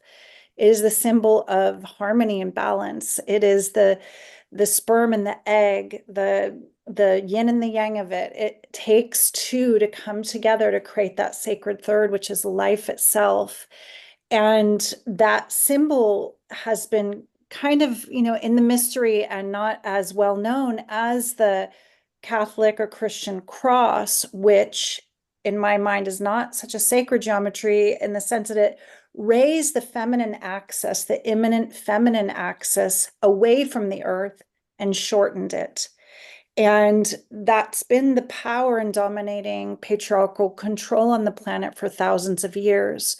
So in this time, let us bring back that Vesica Pisces and that portal of unity consciousness that they spoke of, and that we are lifting back into collective consciousness as her eyes, her hands, her heart, her voice in the world right now. She's a powerful archetype to remind us that we are she, right? Yeah. More than just this one historical figure, this priestess, this miraphor, this anointing priestess that walked the way of love thousands of years ago. It is a lineage that went way, way, way back before her and ripples ahead into this time through us. And I don't mean just us who are ordained priestesses, I mean those who are walking the path of heart. Yeah. We're here. Yeah. I think with this book, Magdalene Unveiled, the way this came through me was through really cultivating a personal relationship with God, Goddess, Magdalene, Yeshua, and that required really healing a lot of old religious trauma that I was carrying. And so I really had to hit the ground and go into the dark night and into the tomb in order to allow myself to get still enough so that my nervous system could actually settle, so that I could finally hear it, so that I could listen enough to be able to hear the voice of her. And when she came in, she brought him with her. And because I had been like, no way, no Jesus, no, no, no, no, thank you. For years, for 40 years, I had exiled myself from that.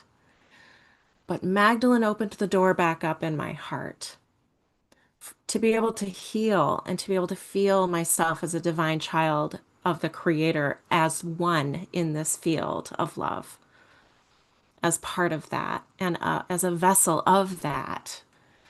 And so the book, and to weave these voices together into these various messages of how has Magdalene impacted your own evolution, and how has the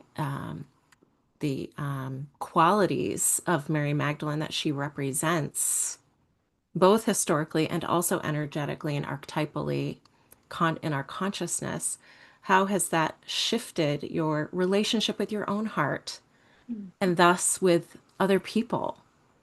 And I think for me, a big blessing in this book project, in this activation, and in this relationship that has been now really stabilized, is that I can get myself out of the way and not just be so like dwelling in my own self stuff, but begin to get out of that space of self-centeredness and begin to feel into my connection with other people, which is what the earth needs right now. We need to love each other, love life, love this incarnation, accept this incarnation, right?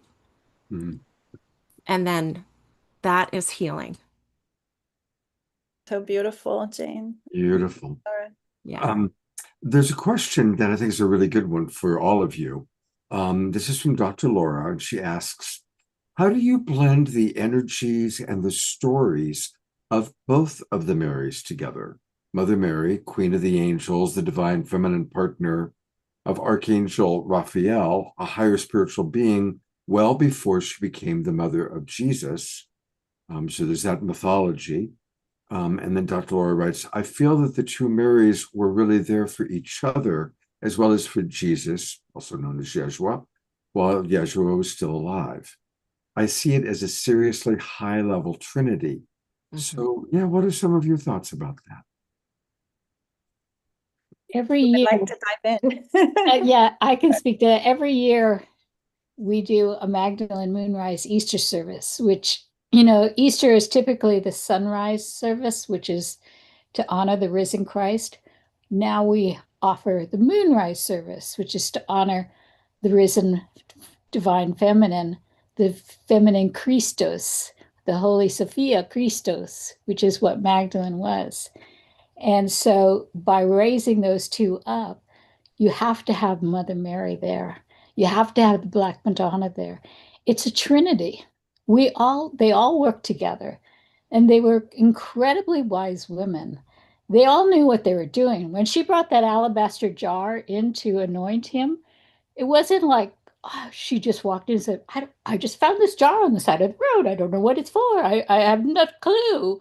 I'm just helpless woman. No, she came in sovereign, deep with wisdom, deep with knowledge. She knew exactly what she was to do, for she was to bring the duality together as one.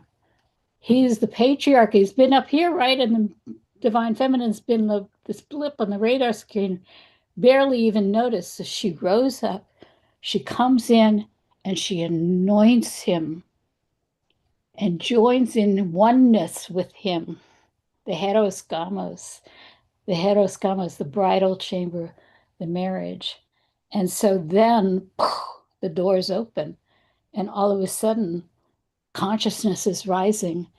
And now what we find is they can't suppress it anymore. So much has been suppressed. But when you open your consciousness and you're in the question of what is it mine to do, who am I? All of a sudden it's revealed. So thank you. Beautiful, Christy. I'd like to kind of piggyback on that and just bring up a little bit of mind food historical information too. It wasn't until 500 years after the resurrection of Yeshua that Pope Gregory the Great took a lot of different scrolls and tablets and things that were found, and there was a Council of Nicaea that decided, oh, what's going to go in the Bible, right? And then 500 years after the events that took place, Pope Gregory the Great decides to group 3 different biblical Marys together. And so we had Mary of Egypt, Mary, sister of Lazarus, and Mary of Magdala as a place, Magdalene, like the Nazarene is from Nazareth. And he made one Mary into a whore or a prostitute, which probably was the Mary of Egypt as a sexual initiatrix priestess, rather than this denigrated, diminished character. Mother Mary was a miraphor with Joseph Arimathea. These were people that were highly trained initiates and traveled extensively. They went to Egypt. They learned the art of anointing. Anointing, supposedly, I mean, there's a lot of people wondering what was in that alabaster jar. What exactly were the oils? How did she know how to do this healing work that would help the resurrection? What herbs, what potency? Mother Mary, master anointing priestess. Joseph de Arimathea, master anointing priest. So history has been his story, rewritten and, just simplified and inverted and mixed up from what was in that big urn in Egypt and the Nag Hammadi scriptures, the Coptic scriptures with the Gospel of Mary. Why was it hidden for so long? Because it elevates her up into the position of a teacher and a wise woman. Yeah. And the quinona, the partner, the beloved, and perhaps even the wife of the rabbi. So I love this inquiry because it really challenges his story, which a lot of the Bible is the rewrite of many different scriptures, tablets, scrolls from long ago, hidden in caves and urns and things like this. So for Dr. Laura's question, I feel like these beings work together deeply. And then the word Mary, was it even a name or was it a title? We feel it's inherently connected to Mar and Mare and the waters and the ocean. And this is part of the priestess archetype as well. It's like the ones that bring the healing balm and the waters and the water rituals, and they know how to work with the body. And so we're looking at like how many Marys were there? Like I said before, this is a lineage that goes back, the rose lineage from the ancient goddess religions, and then moves forward through time, through us who remember. So these are just some ideas to throw out there. Yeah, Pollyanna is saying, are you familiar with the book Anna, Grandmother of Jesus? I am familiar. I haven't read it, but I have heard how she was also a powerful priestess and healer. And Marguerite Rigoglioso speaks about Immaculate Conception amongst the priestesses and how they had these incredible rites and rituals to bring forth miracles. So amazing. I've actually listened to the entire audiobook of Anna, Grandmother of Jesus, and I highly recommend it. It's, at least for me, the most descriptive way of really understanding the whole story. And it goes into incredible depth of who, Mary, Mother Mary was, who Mary Magdalene was, who Yeshua was, who John the Baptist was, how they all interact with each other. It's a really very, very wonderful book, or audio. In my case, I listened to the audio. There's one thing I wanted to share about Mary, Mother Mary, and Mary Magdalene that has just been showing up for me a lot. And it's this notion that they both sat at the foot of the cross and witnessed the crucifixion. They didn't run away. The other apostles ran away. They stayed. They stayed there. And if you contemplate the pain of Mother Mary witnessing her child being tortured and crucified and killed, and if you witness the pain of Magdalene, her beloved, witnessing that, if you could imagine your own child being tortured and crucified in front of you, how much strength and courage does that take to stay there and hold that pillar and that stability of love and trust and knowing that they had conquered the evil, right? That they actually were winning in that moment. And so Mother Mary and Magdalene to me have taught me to sit at the foot of the cross of my loved ones, of my own cross, of my loved ones, my clients, other people. And that I realize that's part of my job now is because I've been there. Now I know it's part of my job is to sit at the foot of other people's crosses, especially during this time, and offer consolation. And so Mother Mary to me is just the most beautiful epitome of that deep, surrendered, committed love. And Magdalene too. They have different, they've taught me different things, but that's something that the two of them bring to me a lot together. As you're speaking, somebody else is coming in. Was it you, Christy? Yeah. Sorry. I was just saying that at our Magdalene Moonrise service, we have a 6-station ritual, which I write about in my chapter in the book of Magdalene Unveiled. And one of the things that we would do is we put 200 nails in the cross, and everybody would go up and they pull the nail out because it's now time to stop crucifying ourselves and others. There is no other. We are all one, as Kat so beautifully displayed.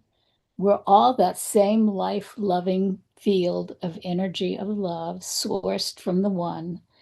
We're all part. There's no separate self or separated person. And so we have to stop crucifying ourselves and others. And so just like we honor the Trinity in a masculine form, we also at that service honor the feminine in the female Trinity, the Black Madonna, Mother Mary, and Mary Magdalene. So. Beautiful. I just wanted to share that when you're speaking of sitting at the foot of the cross of the suffering, right? The suffering of your beloveds, that to me is true compassion. It's what Mother Mary represents. She's held as one of the faces of the goddess of compassion in the 13 Moon Mystery School, because to stay with another, not trying to fix or change them, and just staying with, really holding their suffering, not necessarily going into it with them and suffering with them, but holding unconditional love for them while they're suffering. That's real compassion. Yeah. And what a lesson, what a teacher in that Mother Mary is, and the Magdalene who could hold that space. Yeah. Yeah. I'm just feeling you and feeling that deeply and feeling the work that we do and in the mystery school in that way so deeply. Yeah, beautiful. I want to take a moment to let the audience know about all the different things that each of you are doing. And of course, we want to start with the book itself, Magdalene Unveiled. And for all of you watching on Facebook or YouTube or watching the recording, here it is. You can get it on Amazon. I think, I didn't check my mail, but I ordered it. It was supposed to arrive by today. So I think I have it downstairs. Anyway, this is the book that, we've been really talking about all week long. An incredible anthology book. Of course, on Wednesday night, we had more than half of the authors on, and we're going to hear from Kalila in a pre-recorded video in a few minutes. So that's definitely the book we want everybody to get. And then Astara has a special course that I just learned about. So Astara, I'm going to go to the website and tell us about this this program that you're doing, Magdalene's Call, Awaken Your Writer of Light. Yes, thank you so much, Scott. So this is an 8-module immersion using automatic writing and other channeled writing techniques in order to cultivate a deeper relationship with the Magdalene. So you can go at your own pace. Each module includes a guided audio journey to anchor in her presence, as well as a video teaching around a particular writing technique. There are 8 different writing techniques that you're going to practice in order to channel her voice, her wisdom, and create that dialogue, as well as a Magdalene prayer. And one other thing, I can't see what that last piece was. A digital workbook. Yeah, digital workbook with prompts and things like that to guide you through each module. Yeah, so it's self-paced and you do it in your own time, and it's been an interesting, powerful journey for people to go through to deepen that relationship with their own channel and to allow those messages to come through. Beautiful. Okay, well, thank you. Thank you. And then, Christy, you've got something very special. So I'm going to your website and tell us about what you've got as your new offering. Yeah. Well, my chapter is called A Peek Behind the Veil. And so, it was a mystical journey for me. I had a series of things that happened, and then the veil lifted and I was revealed certain truths, certain information that allowed me to come into this relationship with the Magdalene. So I thought it might be fun to have a group of people who might be interested, because I've always wondered when I met psychics, like, how is it that they're so psychic? And I mean, I'm like Kat. I wanted to know, like, I want to get in there and find out, how do you reproduce this? How do you make it happen? And so that's what we'll be going through in A Peek Behind the Veil. So those of you who are curious about peeking behind the veil and wondering how can that happen for you, that's what we're going to explore. And the beauty about the journey of peeking behind the veil is it's customized just to you, because your spirit knows exactly what you need to see when you peek behind the veil. That will open your heart and go, oh my God, what's going on? And just because we're supposed to be entering into a wholehearted state. And when we can make that wholehearted state, and all those layers that are way down and keeping us from being in a wholehearted state, that is what veils us from really being in our true authentic self. And by the way, Kat, I have to give a shout out to you. Thank you. I loved everything you said and the work that you're doing.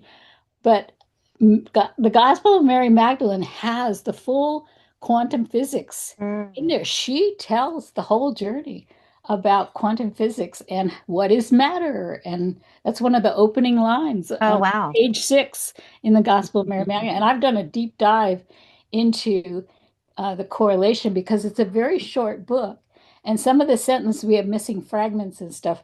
But the interesting thing is it's mirrored in A Course in Miracles. So what happens is where it leaves off, there's a whole chapter in A Course in Miracles that picks it up and fills in all the blanks. Oh, nice. So what version did you read? I read La Loup's version. Jacques The loop is the Gospel of Mary Magdalene. Okay. And the reason is because his translation is more translated to the notion or the idea of oneness rather than that patriarchal father-child Protestant relationship. So he's really, and so there's a whole, and I have some videos on that. I'm happy to send them to you to. Oh yeah, I'd like that. Yeah. Yeah, that would be great. Thank you. Beautiful. Well, while we've got Kat on camera with all of you, she had actually asked a good question in the chat box, which was, did the Marys know that he could resurrect the body prior to the crucifixion?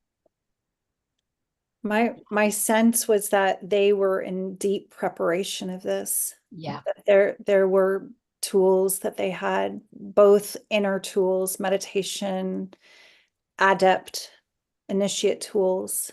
Yeah. Like the mystery schools of Egypt, and the physical tools of the herbs and the potions and the anointing that were helpful for the bleeding and what the pain that he would go through.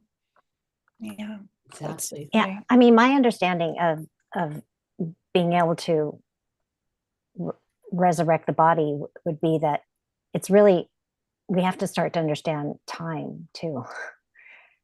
And that really what we experience as time is really just shifts between frames of reality that already exists. So he's not, he's, my understanding would be that I would think that this is what he did, is that he just withdrew his energy from that physical body and then was able to then just go into his heart or just make it manifest again, because that information of our divine blueprint is actually in the field.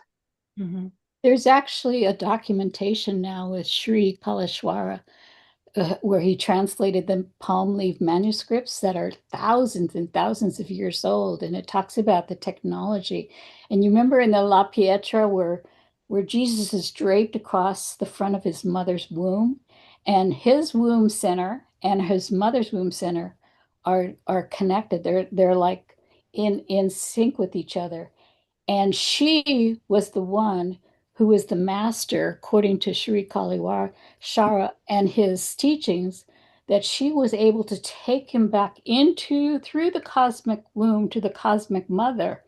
And then from that place, she was able to bring him back into his light body. So she was the one who was enabling and assisting his moving in, because like as you said in your thing, we are not this physical matter. These particles come down and they form what looks to be a solid thing, but there's nothing solid. When you take an atom and you look at the nucleus, and the closest electron to the center nucleus is 13 and a half football fields away. If the little thing in the center, the nucleus, is the size of a ping pong ball, that's a lot of space. So we don't really have bodies. We are beings of light. And so because of her mastery, and she was one of the greatest masters as well, she was able to help elevate and help support her son in getting up into his light body and then appearing. And when he told Magdalene, "You can't touch me," it was because there is no body. We don't have bodies. We are all spacious beings of light. So it's a theory, I don't know. Yeah, they do talk about it here, that in the Life and Teachings, they mention that he was able, by then he had perfected his body so much that he could just resurrect a new one. I do want to weave in one thing that, from the patriarchal religious imprinting, it would be considered like blasphemous. That being said, if you've read the Magdalene manuscripts, there is a theory that they cultivated his ka body also through very deep tantric practice for a long time before this crucifixion event. And in Tibetan scriptures, they talk about how a red bodhi is needed for the white bodhi to ascend to the rainbow body. It is just a practice that they've studied for thousands and thousands of years in tantric traditions to achieve full conscious ascension into the Ka body, the rainbow body. So the red body is the feminine practitioner, and that is Magdalene, Mary Magdalene's role in that ascension, one of her roles. And it's not talked about because we were imprinted to believe in Abrahamic religions that Jesus was not a man. He was a divine, godlike being that never had sex, and that sex is somehow sinful and separate from the divine. So there's a lot of unveiling with the divine feminine rising and Magdalene unveiled, that our sexuality is sacred and powerful, and our Kundalini life force, our creative energy is part of this ascension process. Yeah, and then there's the day to day. I keep kind of coming back to the day to day, like living here in the body as a human. How am I resurrecting myself today, in my life from whatever's taken me down? So there's so many layers. It's such a mystery. There's so many layers available to us around the depths of how far we can go with these codes, with resurrection codes and the ascension codes and all of it. It's really fun. I love how you're keeping it really down to earth and practical too. It's like, right, just to be in a high vibrational state, to ascend in our attitudes and approach to life from lower frequencies on the scalar frequency, like to get out of shame and fear and to resurrect ourselves into love. Yeah. Yeah. Well, with that, I think we do need to move on. I did want to remind people we've taken a look at your other websites, but we haven't looked at EdenAmadora.com. And Eden, you bring so much. You bring music, you bring prayer, you bring wisdom. And so people can learn more about her offerings at EdenAmadora.com. I'd like to invite them to go to free offerings and to sign up for the live spiritual masterclass. I'm going to be doing a Lionsgate one. It doesn't say that. We haven't upgraded the page, updated the page yet, but we will be emailing you the link to the Zoom for the Lionsgate, emailing and inviting for a really wonderful call on August 8th. Right. All right. And I know you opened the portal to the Lionsgate a couple of days ago. So thank you for that.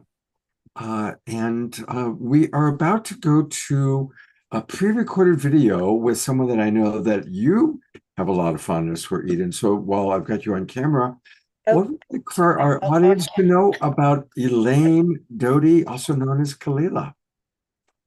I would love to introduce Kalila if I can. Okay, so Kalila is my mentor, and really I entered into the mystery school through her heart of unconditional love and empty presence, and the remembrance that I experienced sitting in what we refer to as empty presence, open-eyed meditation together. This was 17 years ago. It completely changed my life. She is a powerhouse. She has created an online presence for the archetype of the priestess to ripple back into the world and touch, I mean, thousands and thousands of women all over the world with priestess presence. Jane Astara is part of that, as well as I'll be partnering with Priestess Presence and teaching the Ruby Circle next year. So I love Kalila. She's a lioness of a human and just the biggest heart. She has taught extensively through the Shift Network about Mary Magdalene. And yeah, you'll feel her awesome British character for yourself when you watch the video. Yeah, she really is quite a character. Thank you for that introduction, Eden. And Astara and I did a pre-recorded video with her last week. So let's go right in and get ready. You're not going to need any caffeine to stay awake because she's quite a dynamo. Here we go with Kalila.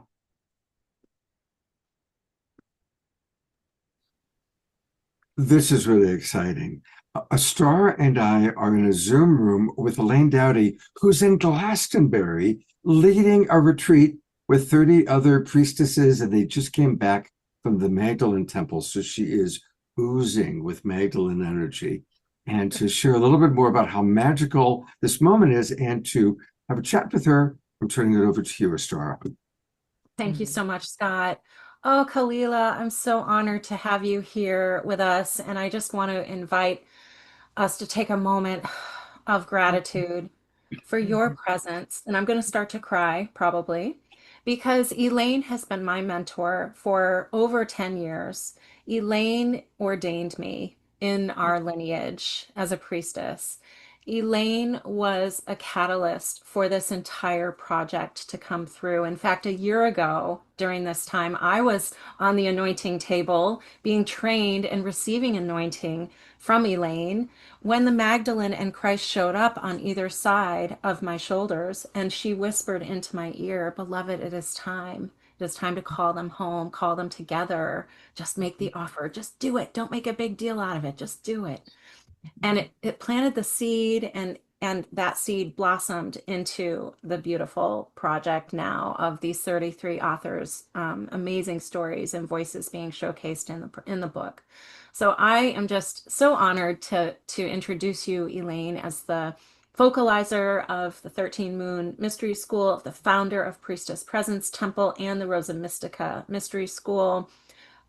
You are a leader to so many in this work of the Magdalene, and also, I mean, so present out there in the world with her Red podcast as a published author of many books of the Magdalene Rose Oracle deck, which is amazingly beautiful on Amazon too.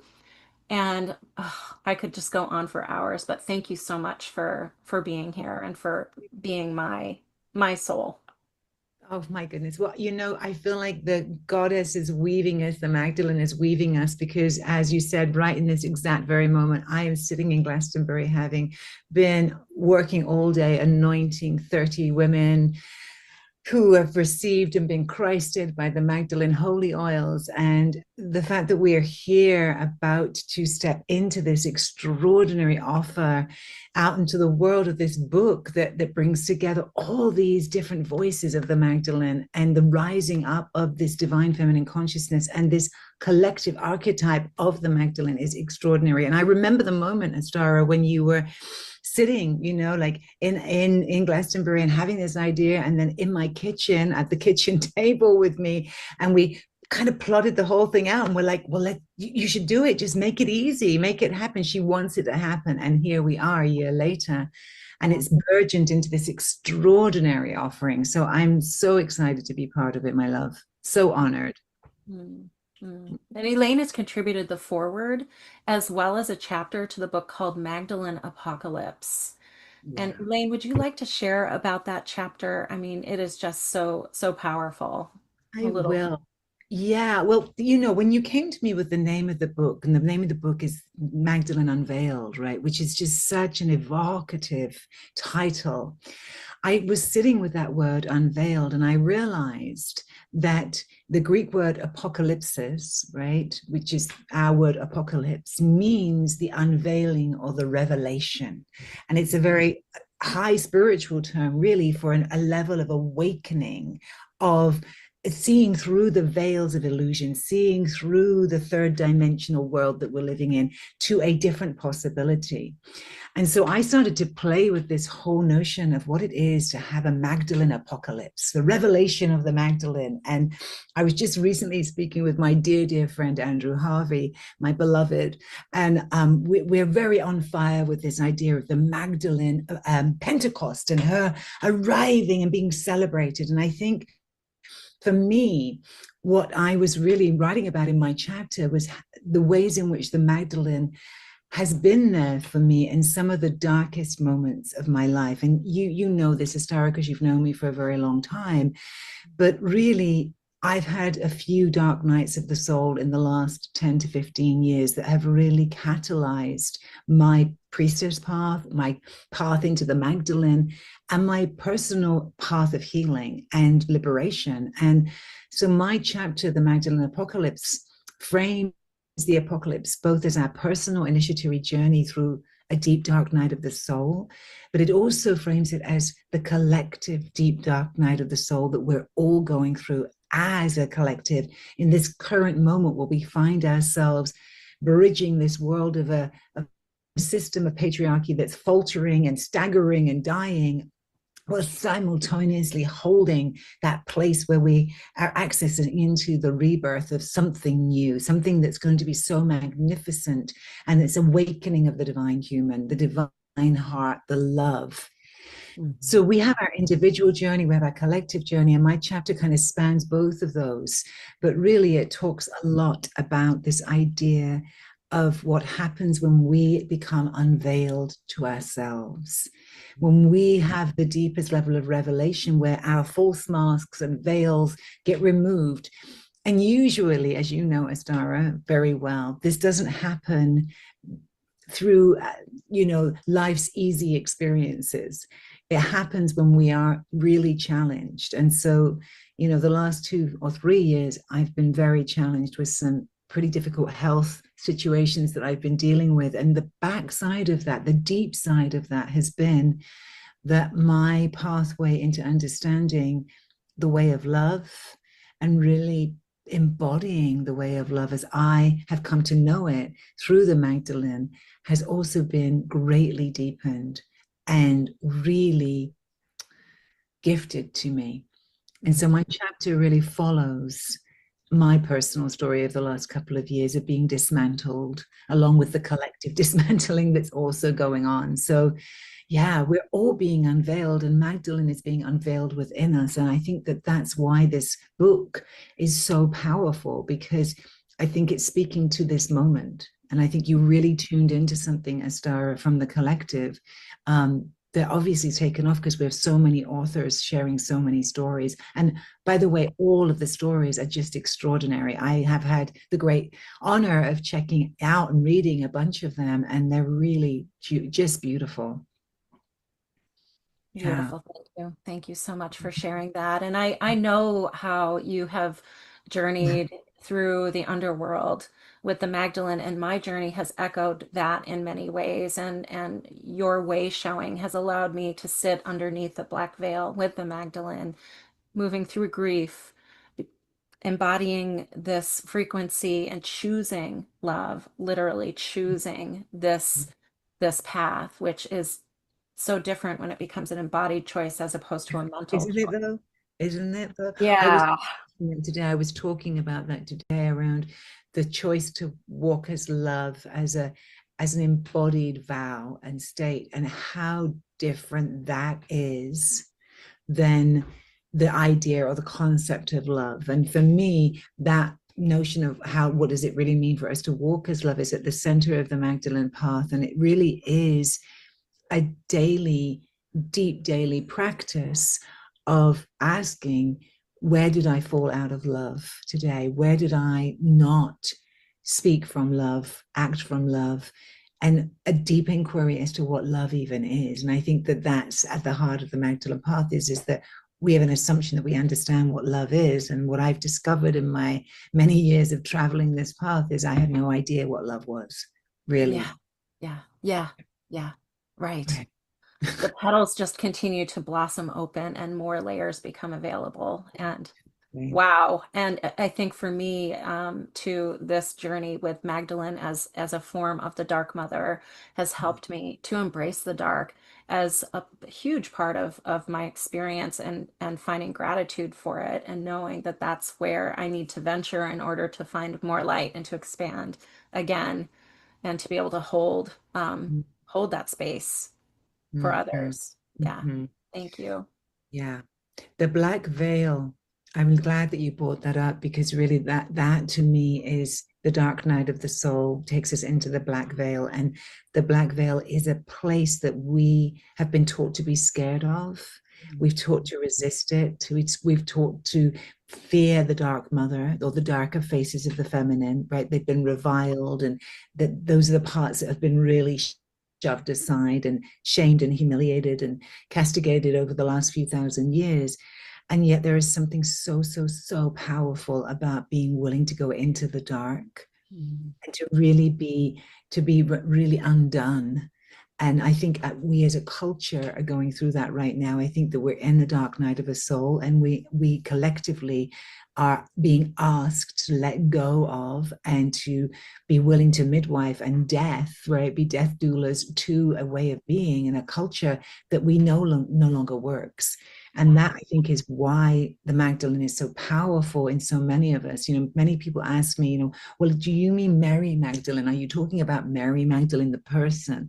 And I'm always making that distinction where there's a lot to be learned from Mary Magdalene, the person, and her amazing legacy that she left us over 2,000 years ago. And then there is a distinction I make, which is that then there is the collective Magdalene that is rising through all of our voices, men and women alike, who are saying it's time for us to activate the Christed consciousness of love, real, true love on the planet, and to be able to walk that not as an idea, but as a passion, as a devotion, that we're actually bringing that forward in our everyday lives in every moment, whether we're at the post office or in the grocery store. You know, today I was walking down the street and just being with people, but being with them from that place that's intentional, that's bringing that Magdalene energy forward and unveiling her within ourselves, and thus unveiling her within the collective. Yes, and I feel what you're saying as you're walking down the street in Glastonbury, just transmitting this frequency. It does require getting out of our own way to be able to want to transmit it to others and to create that connection and that community and that heart connection, and to seed that frequency into the field. Yeah. Yeah, we've been told that love's not enough, right? We've been told that love is not where it is. We've been given that message, you know, very deeply. And I think part of what we're having to remember is that we don't know what love is. We've been removed from what real love is in all of its 144 names. And the journey to reclaim that is the Magdalene's journey. That is the Christed heart. So I'm over the moon excited to be part of this whole offering. And I just want to bow to you, sweetheart, for midwifing it and bringing it through and really devoting yourself to showing up in service to her. Oh, thank you. Thank you so much. Grateful, Gratefully. What a wonderful little homeopathic dose of Elaine's medicine. And Elaine, I mean, we could do an entire show with you because I love how eloquent you are. And I just learned a lot. And I think we've done 5 or 6 shows on the Magdalene. And there's things you shared just now that was new for me, new insights. So I'm excited. Elaine's going to be part of our big tribute to Andrew Harvey on September 13th. So we'll get more Elaine then. And thank you so much for taking the time out of your retreat to share with us today. I'm clad in anointing oils. If only you could smell me. I am absolutely a cacophony of beauty. I'm just giving that anointing to all of you, wishing I could place my hands, holy oils on your bodies right now. So good. It's so good. Thank you. So I will bow out. Thank you so much for inviting me and being so gracious as to include me in all the ways. And I'm honored to be here, and how exciting. And I will see you all at some other point, and with Andrew Harvey for sure. So thank you, Scott, for inviting me. My pleasure.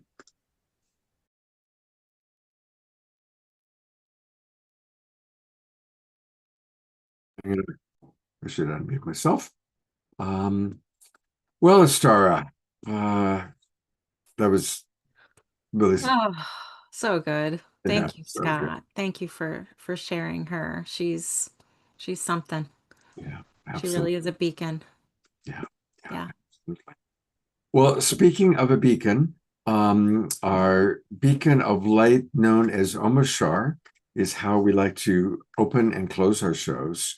And so I want to acknowledge all the wonderful comments that have come into the chat box. Well, we're really, really enjoying this show tonight. And it's been just a really wonderful show. Dr. Laura says, I feel completely anointed by proxy. Good way of putting it, Dr. Laura. Let's go take a look, or let's shift our attention to our beloved Omashar to close us out.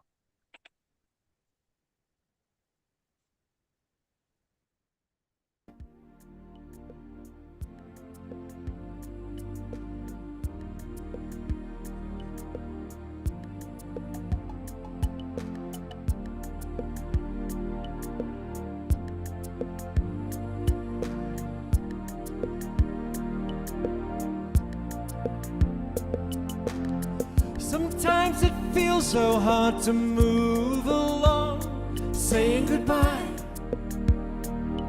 to yesterday. Take heart, my friends, there is a new song bringing us back to our homelands. When something troubles you, just call out my name. I am the one who loves you. Be still within, hear what I say, and give me the chance to be with you. We are one heart, one mind, one soul, working together to heal. And there are no walls between us now. It's a celebration of union. So when you're feeling down and on your own, take a look around. I am in everything. Give me your burden, walk into my arms. I will lift you up, I will hold you. We are one heart, one mind, one soul, working together to heal. And there are no walls between us now. It's a celebration of union.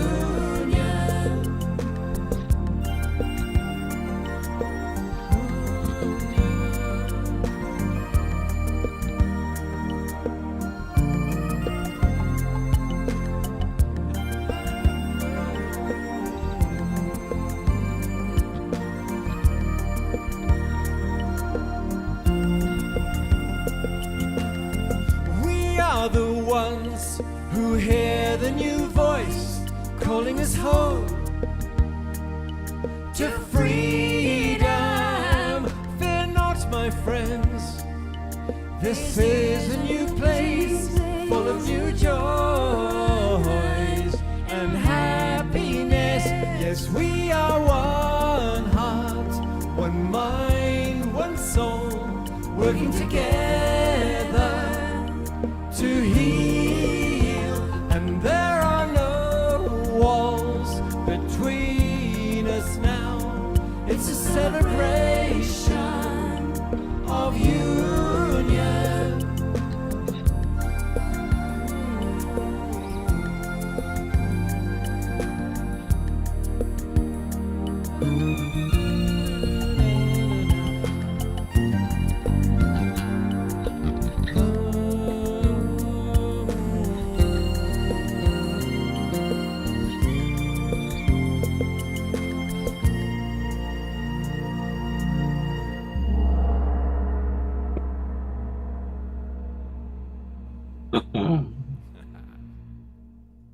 Thank you, thank you, thank you, Amachar. Absolutely beautiful. We're going to go to gallery view so that all of you who have your cameras still on. Thank you, Desiree, for all that you provide. Thank you, Diara, and of course, Astara, Christy, Eden, Dr. Kat, all of our presenters, and Pollyanna, who's got her little red riding hood up there. So thank you. It was a beautiful, beautiful show. I don't have the posters done for next week yet, but on Wednesday, we are going to be learning all about artificial intelligence with a number of members of the Evolutionary Leaders Circle. And then on Saturday night, Mirabai Devi will be back. Tatiana Speed will be with us, Teresa Collins, and some guests to be named. So it's going to be a really, really great couple of shows next week, because all of our shows these days are quite awesome. It's amazing. Each show is so good. Please do share our shows with your friends. Let's build our audience, because what we're doing here is really special. And I'm sending each and every one of you lots of love. May tomorrow be a sacred Sunday for each and every one of us. And remember, we can make any moment sacred by choosing to see the divinity in all, starting with ourselves. Oh, I'm seeing Bonnie waving. and Roger waving. Roger, welcome back to the world. We love you, and we're glad you're back home next to your body. Very happy about that. And Mark Denisovsky, it's always good to see you, my friend, making beautiful music and lots of love. George is sending rockets up to the moon. So I'm going to make some dinner. Take care, everybody. Have a good evening, and we'll talk to you soon.